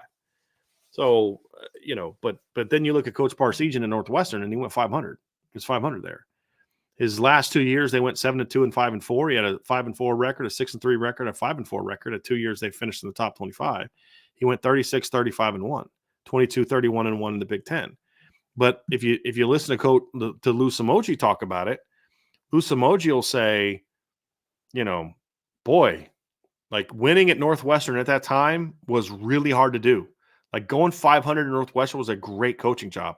I don't know that anyone would say that about being at Arkansas. So that was the argument he would make. Now, I can't answer that because I never saw any of those teams play. I can just look at the data. And a lot of the ways I like to compare coaches is what did you do before and what did you do after the people that came after you? And so that's always something that I look at. And Lou Holtz didn't necessarily have success that was greater than the coach that he replaced. And the coach that replaced him, Ken Hatfield, went 7-4-1, 10-2, 9-3, 9-4, 10-2, and 10-2. So Ken Hatfield actually did better at Arkansas than Lou Holtz did. And you say, well, Coach Holtz laid the foundation, but then Frank Burroughs laid the foundation for him. So just based on all the data, I would probably go with Coach Parsegian in that one. But it's hard for me to really know. I don't know that he ever said this, but I would think based on my conversations that Lou Somogyi would agree that the job Coach Parsegian did at Northwestern was a little better than the job Coach Holtz did at Arkansas over the course of their entire tenures. Now, obviously Coach Holtz had that one great year with when he was the head football coach at Arkansas. So I'm actually going to try to pull this up here real quick. Hold on one second. Let's see. Lou Holtz. Pull this up here. So what was it? His second year at Arkansas? Yes, first year at Arkansas, they won the Orange Bowl. So that year was really good. But top to bottom, Ken Hatfield had just consistently better seasons, in my opinion. I have a super chat from Garen Knutson. Thank you, Garen. He says, what future does Kevin Bauman have in this offense if he can stay healthy? I don't think he has one. And I know that sounds mean, but there's just way more talented players than him, even if he wasn't injured. Eli Raridon is just a more talented player than him. Cooper Flanagan is just a more talented player than him. Obviously, Mitchell Evans is a more talented player than him. So I don't know that he has a future, to be honest with you, Garen, because if he stays healthy, he's still going to have the effects of all the injuries. That's still going to be there. But even if he had none of the injuries and was healthy now, I think those other players are just better than he is at this point. Doesn't mean he can't play, they're just better. So I don't know that he has much of a future in the offense if he stays.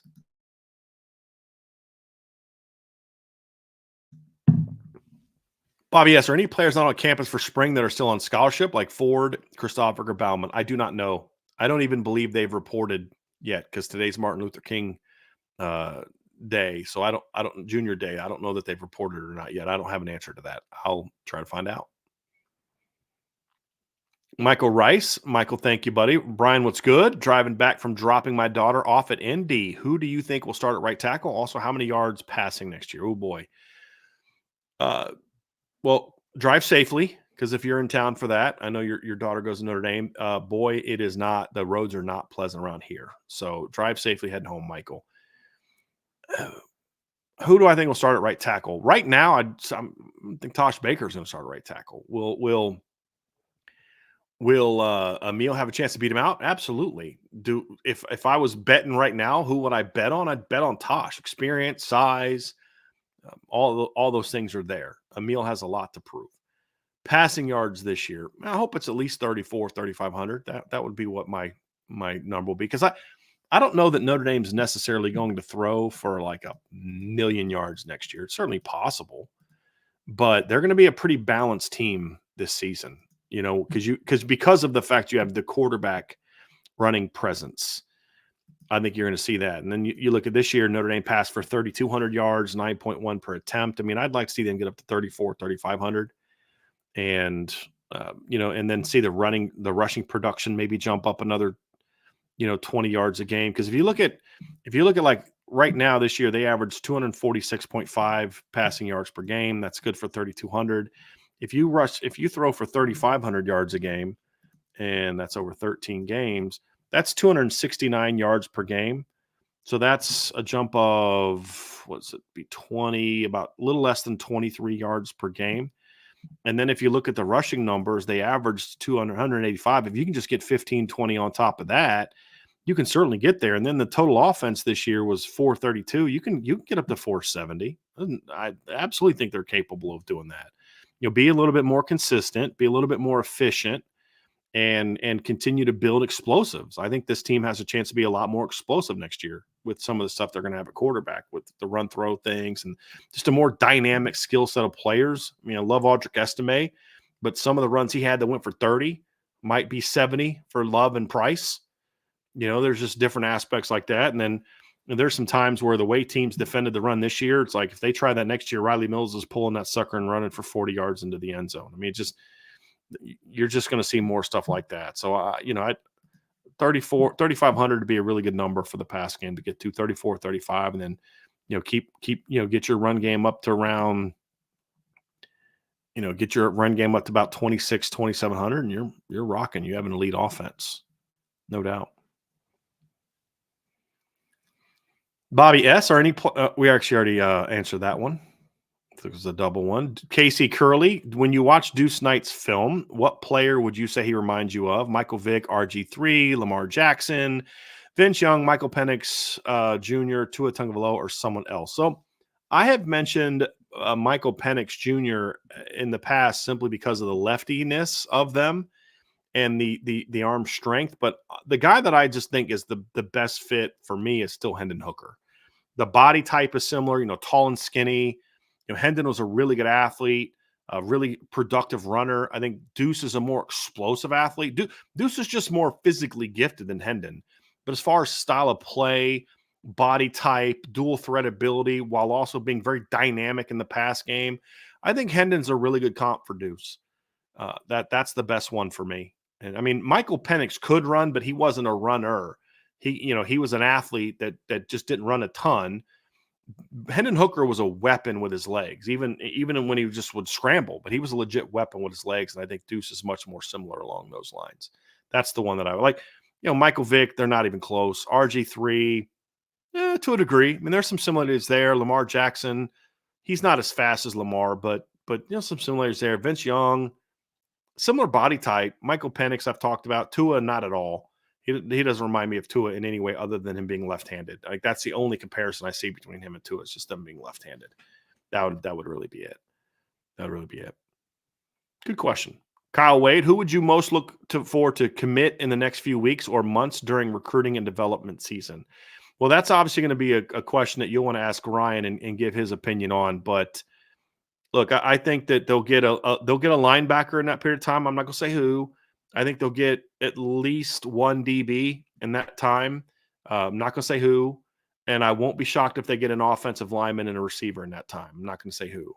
So I do think over the next month or so, we're going to see Notre Dame get at least 2 to 3 commitments, and over the next 2 months, I think we'll see them get several more. And I could see another defense. I don't want to say who because then it'll give it away, but I could see another defensive player committing in that period of time as well.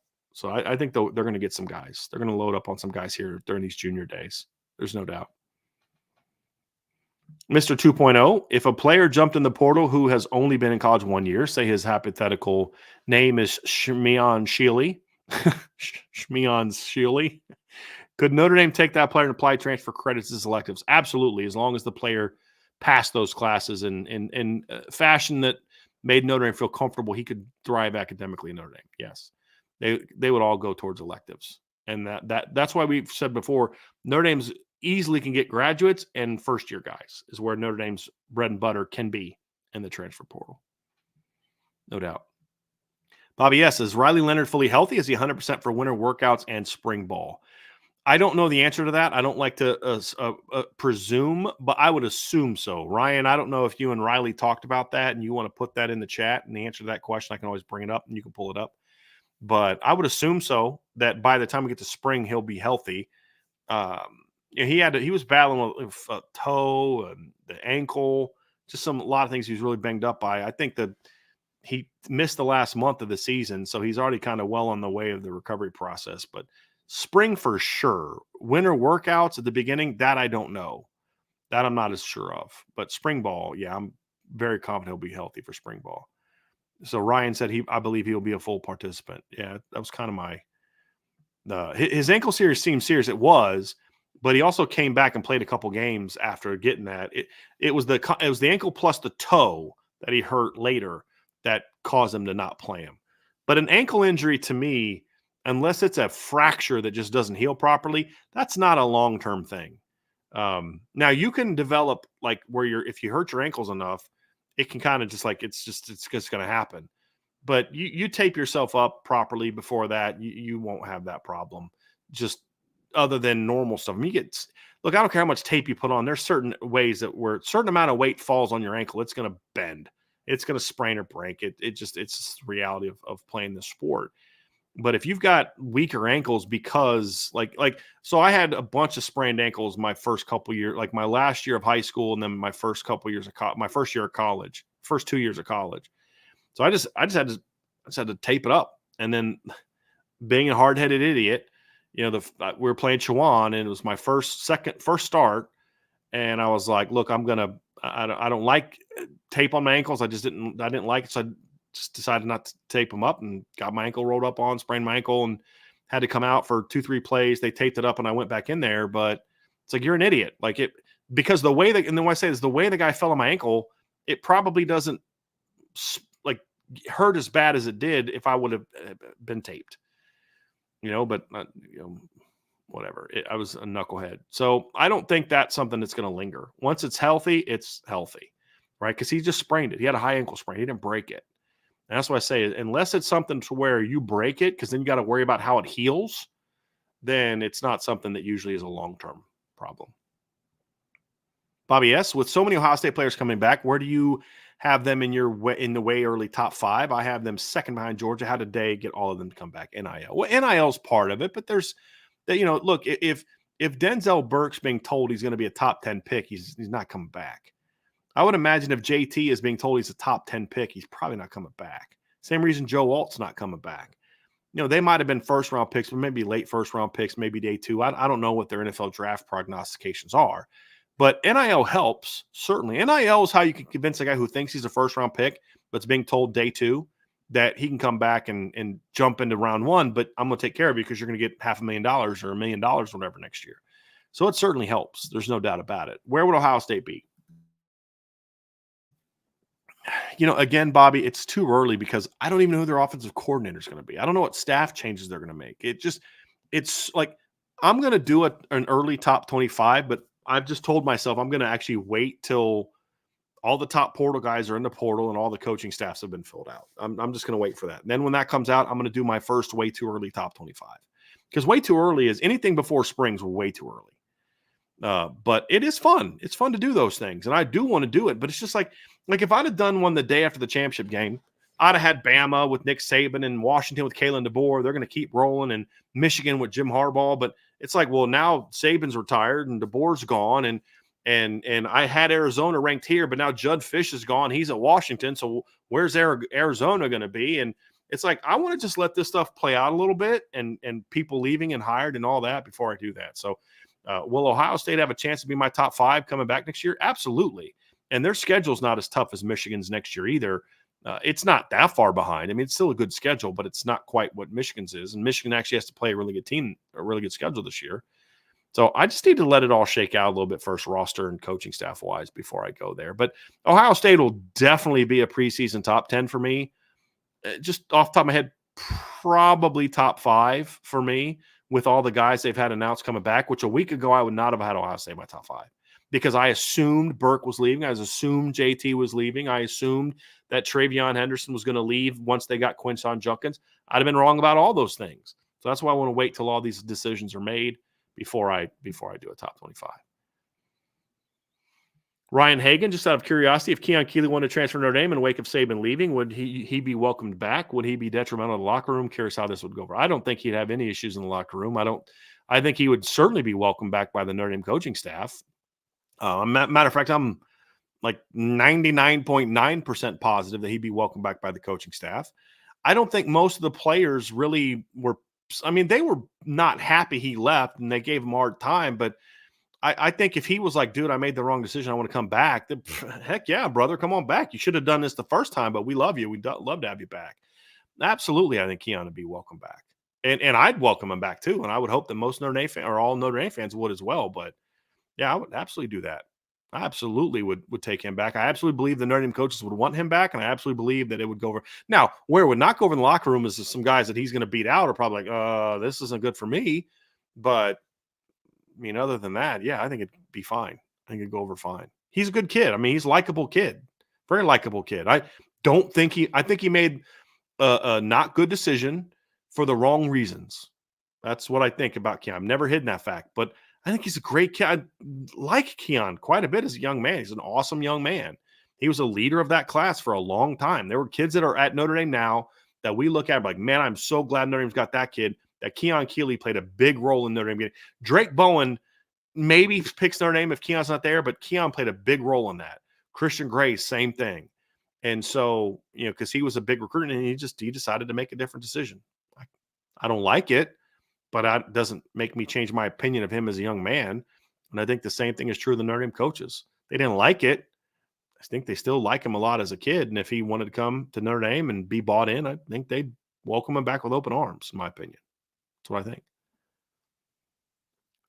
Bobby S., when does Landau speak to the media, and any early insight yet, or we have to wait for the winter? I mean, I need to see him actually put the players to workouts first for more than a week to really have an opinion there, Bobby. Look, I know we're all chomping at the bit, but I could go talk to people and get you some answers that sound fine, but don't actually tell you anything.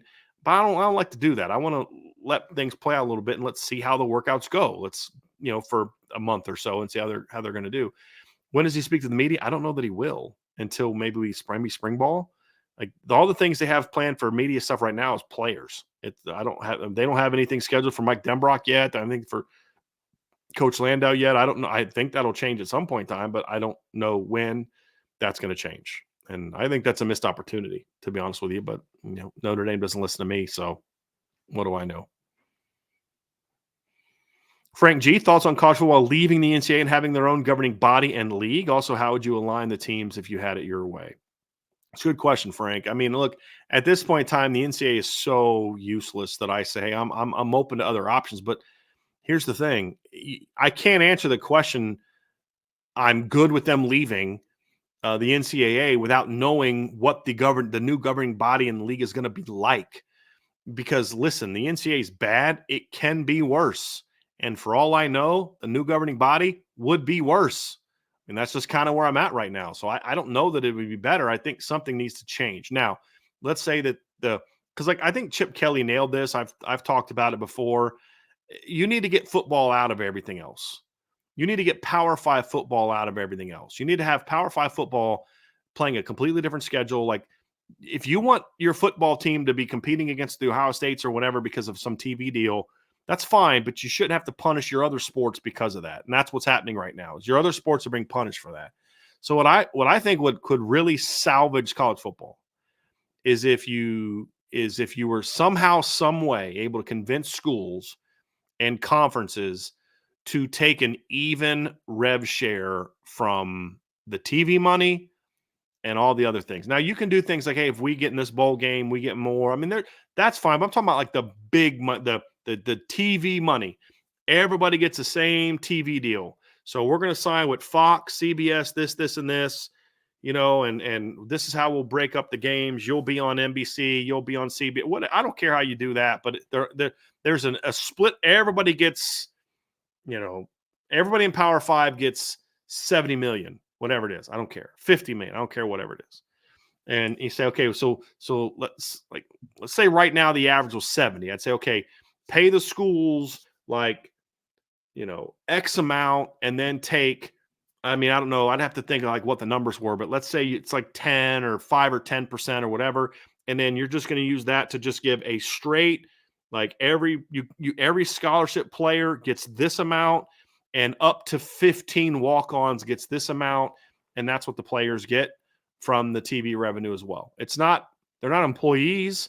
It's not, hey, you're a quarterback, so you get this. It's just, look, every scholarship player gets X amount of dollars. And if you have fewer players on scholarship, then that you don't get that money. Like there's an allotment that goes to each team for the players. And if you don't have X number of players, then that money just goes back into the pool to be used for other discretionary things from the NCAA. All right, I mean, things like that. I would be all for that. And then how I would break it up, Frank, is I'd go back to the old leagues. Like that's the part that Chip Kelly got wrong.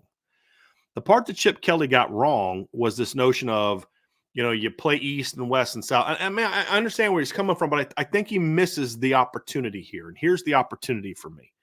The opportunity for me is you go back to the old conferences. I mean, go back to, it's not so much that there's like a year, but it's kind of like, okay, go back to the Big Eight.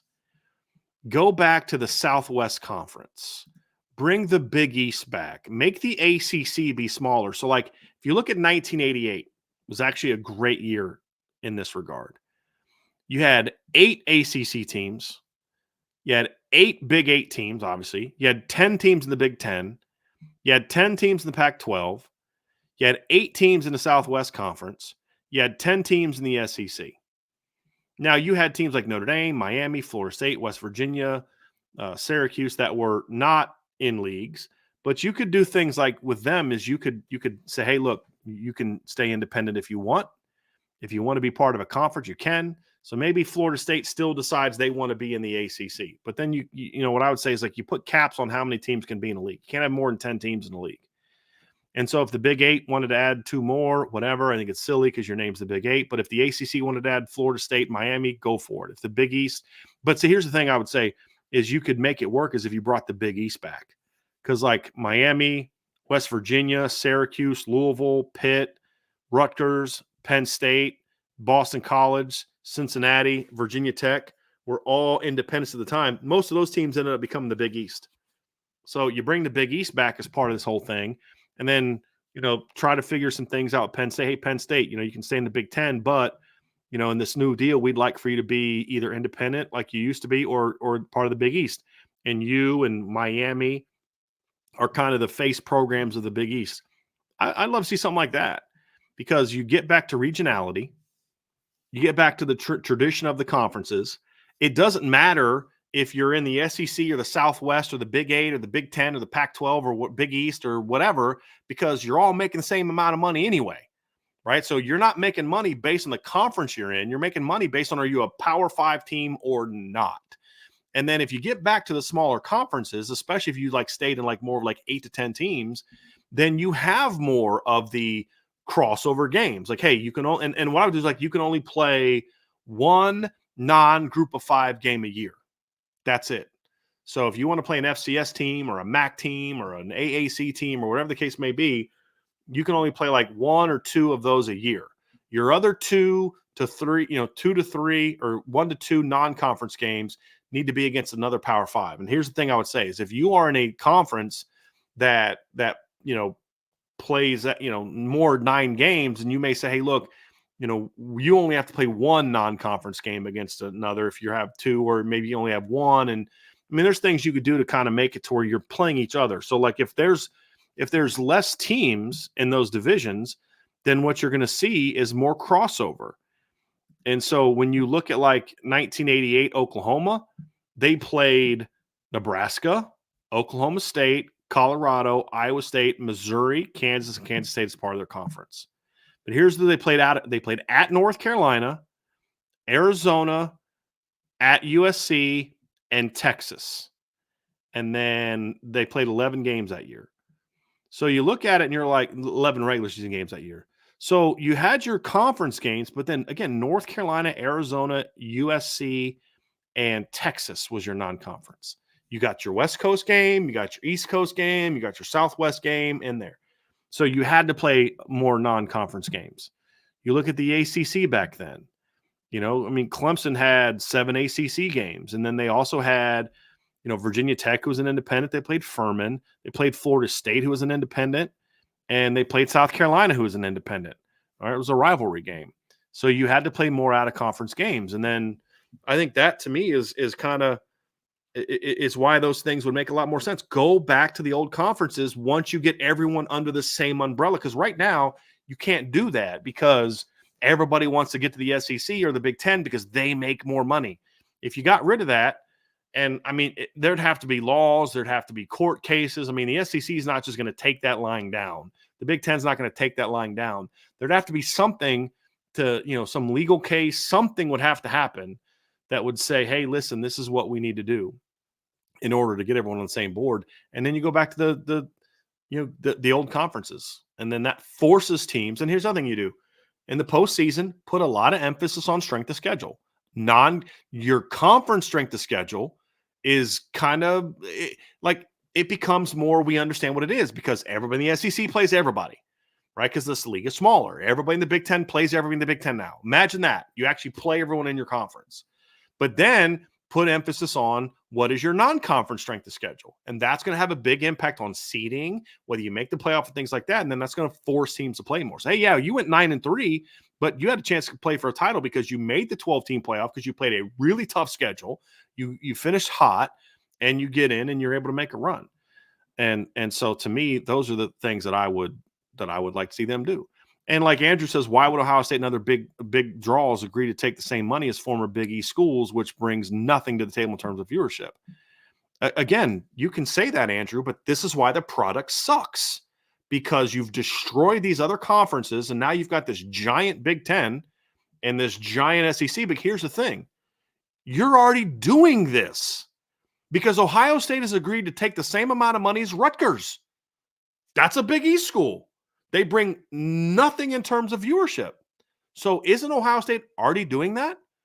Isn't Ohio State already dealing with teams in their league that don't bring anything in from? You really think Maryland adds a lot of value to the Big Ten from a viewership number? You think Indiana brings any value to the Big Ten from a viewership number that Cincinnati wouldn't in the Big East, that Pitt wouldn't in the Big East, that Miami wouldn't in the Big East? You're already doing that. Because Ohio State makes the same amount of money as every other team in the Big Ten, based on the reality of only maybe one or two teams in the Big Ten have anything close to what Ohio State does from a viewership standpoint. Who in the Big Ten besides Penn State and Michigan comes anywhere close to Ohio State from a viewership standpoint? Do you think Rutgers is in the same universe Ohio State and viewership numbers? No. But guess what? They make the same amount of money from the TV deal that Ohio State does. Do you think Indiana comes anywhere or Purdue come anywhere close to Ohio State in regard to like TV viewership? They certainly don't from the standpoint of like, seats in the stands. I mean, this year Purdue is what, 59,000 people, 60,000 people can be at a home game. Ohio State's over 100,000. Do you want to go back and look at Purdue's TV numbers and see what they were when they weren't playing Ohio State or Michigan or Penn State? They're not even close to Ohio State. Not even close. But yet they make the same amount of money that Ohio State does. A lot of those Big East teams are now in the Big Ten or the ACC or one of those conferences. So, but that's part of the struggle, Andrew, and part of why this product sucks. Because you are having that where, no, we're going to leave our league to go to the Big Ten because we want a bigger piece of the pie. That's the reality of it. And until this changes, it's just, that's how it's going to be. But you can say all you want, those teams are going to get kicked out. But, I mean, we'll see. A lot of those teams are locked in for a long period of time. Now you're thinking what you think is going to happen. Well, if you want to talk about what you think is going to happen, then why not have a productive conversation about what's best for the entire sport? It can't just be what's best for Ohio State. Because here's the thing you do, is if you say, hey, look, you pass a law, or you get a rule that says, hey, 90% of the leagues have to agree to this to make it happen. All right, cool. 90% of those teams are going to get in. And Ohio State, hey, here's your option, Ohio State. You can stay in the NCAA and play SMU and play Navy and play, Boise State and play Fresno and play Bowling Green and play these teams because they're not coming with us because they're in a different thing. Or if you want to join this league, be part of what, or here's the thing, you can go independent and do your own thing. But if you're going to be part of this new thing, you're going to accept these terms. That's the reality of it. So, I mean, the question is in this conversation is what would make the product better? What would make it to where you, what we have makes any sense? Why is USC in the Big Ten? Why is Oregon in the Big Ten? Why is Texas, who used to be in the Southwest Conference, now in the Southeast Conference? Did Austin, Texas pick up and move to the southeastern part of the country? No. Why is Notre Dame in basketball part of the Atlantic coast? California and Stanford are literally on the Pacific coast. Their cities they're in literally have bays, or they are on. You can see the Pacific Ocean from those cities. They play in a conference called the Atlantic Coast Conference. That makes no sense. It's just gotten stupid. And so to me, if you want to make this product better, how you do that is by getting it to the original question, getting it under an umbrella in which the TV revenue is split evenly. Now, there's other things you could do to say, hey, if you want to put in the work, you can make more money this way. You can make more money than your competitors by how many people are in your stands, how many jerseys you sell, all those type of things. There's a lot of things that you can do to make more money than your competitors. But if you want to make the product better, that's how you make it better. Do I think it's going to happen? I don't think it has a snowball's chance in heck of happening because of what you said. They're not going to give that up. But they're not going to give that up from the standpoint of we're making X amount now. But the reality is they are already splitting with those teams. And you could say, well, they're going to kick out, teams that aren't making as much. That's everyone that's not named Michigan or Penn State or USC or maybe Oregon now. So you're telling me the Big Ten is going to kick out Indiana, Purdue, Minnesota, Rutgers, Maryland, Iowa, Nebraska. They're going to kick out, well, not Nebraska, but you're going to kick out all those teams that aren't coming anywhere close to the viewership that Ohio State has. It's not happening. It's not happening. So you're already splitting money. This is just saying, hey, look, this is what we're going to do. I think it would work. I think it would make the game way better. But to your point, this is a greedy business. And at the end of the day, people are just looking out for what's best for me, not what's best for all of us. That's what it boils down to. Let's look at these last few questions. Do you think Caleb Williams will be a good NFL quarterback? I have no idea. I think Caleb Williams has the tools to be a good NFL quarterback, but there's other guys I thought had the tools to be good NFL quarterbacks that weren't. It comes down to, does he go to the right place? Can he stay healthy? Can he learn whatever offense? Does he have a coach that can build around him? I mean, there's a lot of factors that go into it, but do I think he can be a very good NFL quarterback? Yeah, I do think he can be a very good. He's very talented player. If you play in Lincoln Riley's offense, you also got to be a pretty smart player too. So I think he can be. Will he? I don't know. I have no idea. Camden Hirschberger, how good can Jerome Bettis Jr. be in your opinion? I've talked a little bit about this one, Camden. I just don't see it yet with Jerome Bettis Jr. And I hope he proves me wrong. I really do, because I do think Notre Dame's eventually going to take him, or he's going to eventually pick Notre Dame. I think he's going to end up being in the class. I just don't see it. He's a big kid. He's got a great frame. On film, I just don't see it yet. I just don't. I hope I end up being wrong on this one. But right now, how good can he be based on what I've seen? Depth guy, depth player, great team player, can help you out on scout team. Maybe becomes part of the rotation as a junior and senior. I could see that, but that's the best I see is a veteran rotation player down the road. Bobby S. Emil Wagner developing is the key to the O-line this year, in my opinion. He has big-time potential. Maybe Landau will be key for him. Possibly. Now, I think your offensive line could be pretty good with Tosh Baker, right tackle as well. I don't think they need Emil Wagner, and he's the only guy that can be a part of the elite offensive line. I think Emil Wagner's got a lot of ability. I think at times maybe we overinflate just how much ability he has, in my opinion. But he's a very talented player. There's no doubt about that. Sloppy Joe, if Al Golden leaves, would you prefer 1, Coach Mick immediately taking over, 2, Marcus Freeman calling the plays until Mick's ready, 3, outside hire? I think what I would probably prefer, outside hire just depends on who the outside hire is. I could see 2 scenarios. Number 1, I could see you bring in an outside guy, and him and Mickens are co-coordinators. The other thing I think you could see is let's just say, well, part of that, let's just say that Al Golden leaves next offseason. Let's go with that, just for argument's sake. And the defense is really, really good again. I could see a scenario in which maybe Mickens and Al Washington become co-coordinators and kind of run the defense together and, see who gets the play calling duties. But I think you could see something like that, like a co-coordinator situation. Will Marcus Freeman call plays until Mickens is ready?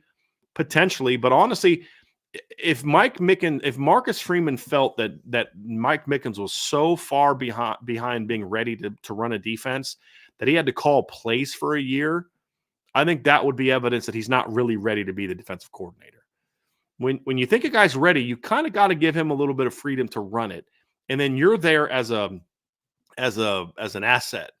You'll be around practice more. You'll be involved maybe more in the game planning things. You'll be more involved in the scouting. You'll be more involved in the day-to-day than maybe you would have been otherwise. Like right now that Al Golden is there, certainly. But to the point to where you're actually calling the plays, that would just tell me you really don't have faith in that guy. Because honestly, like, what else does Mike Mickens need to do? Like, to me, this right here is no different than Mike Mickens being a position coach. Mike Mickens already has a say in what's going on in ways that he would it'd be the same as he would if Marcus Freeman was calling plays. It'd be the same exact thing. So he's either ready to run the defense on his own or he's not. That to me would be the question. And if you think he's ready, then you let him run the defense. You may give a co-coordinator. You may be involved. Like, to me, I'd flip it. Mickens calls plays and then let Freeman be more involved in maybe the design, the philosophy. You help him out with some of those bigger picture things. You help him out with practice structure. You help him out with game planning, those type of things, and then he's running it.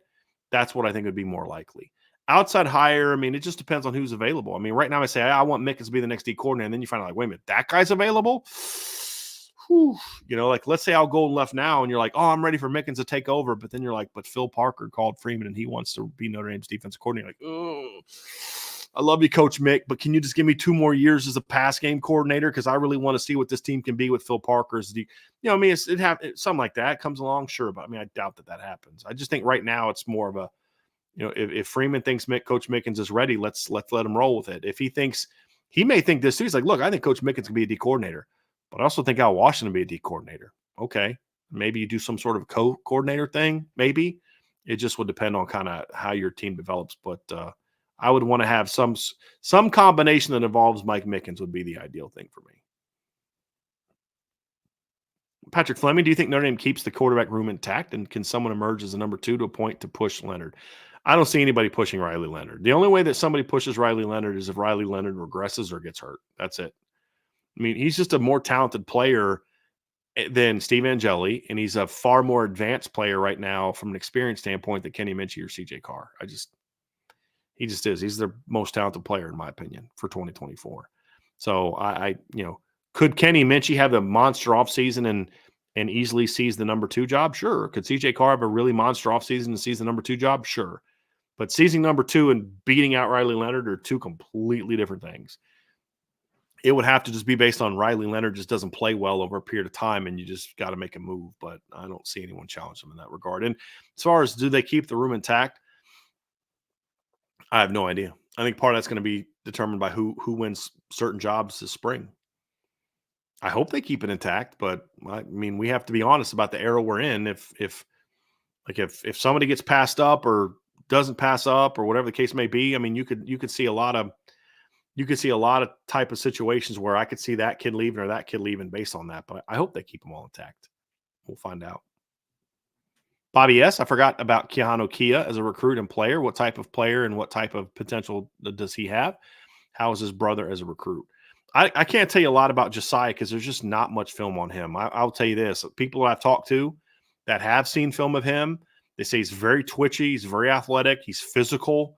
I was told this by somebody I was talking to the other day. He's a better athlete than Kahanu, and he's more powerful than Kahanu, which is saying something because Kahanu was a pretty strong kid. Kahanu was a good player. I mean, I liked him. I was fine with them taking him. Quality athlete, had some range, was a physical kid, smart, instinctive, and good Mike linebacker prospect. He's good Mike linebacker. Ideally, he's not your guy. And I know Notre Dame used him a Viper a little bit as a freshman as well because he does have some length and some initial burst to him as an edge guy. Josiah, from what I'm told, is a much rangier athlete. So, more speed and things like that. I can't say that because, it just there's just not a lot of film on him, to be honest with you.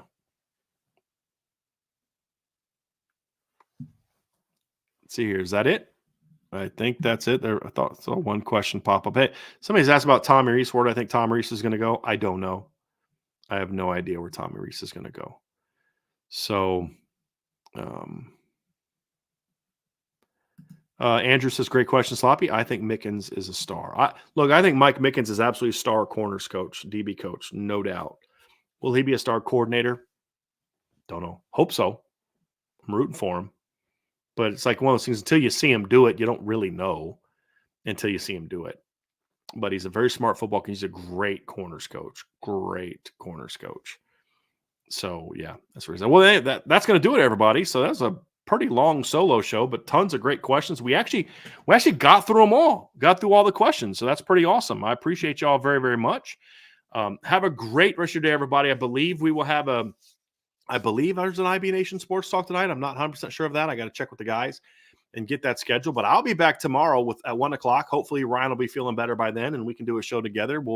We'll probably break down the Notre Dame defense or offense. We're not sure which one. We may do the portal class first, but those are going to be kind of the three topics we're going to have this week of our normal shows. We just haven't decided on the order. So I think now that I think about it, we'll probably do like a detailed, like real breakdown of the portal class tomorrow, then dive into our first glance looks at the offense and defense for Notre Dame. And then, of course, on Friday, we will have a Friday recruiting mailbag. So, and then, of course, Big Junior Day on Saturday. So Ryan will preview the Big Junior Day as well on Friday also. So stay locked in, everybody. Hit that like button, hit the subscribe button, hit the notification bell, share this podcast. We would love it if you gave us a 5-star review. We'd love it very, very much.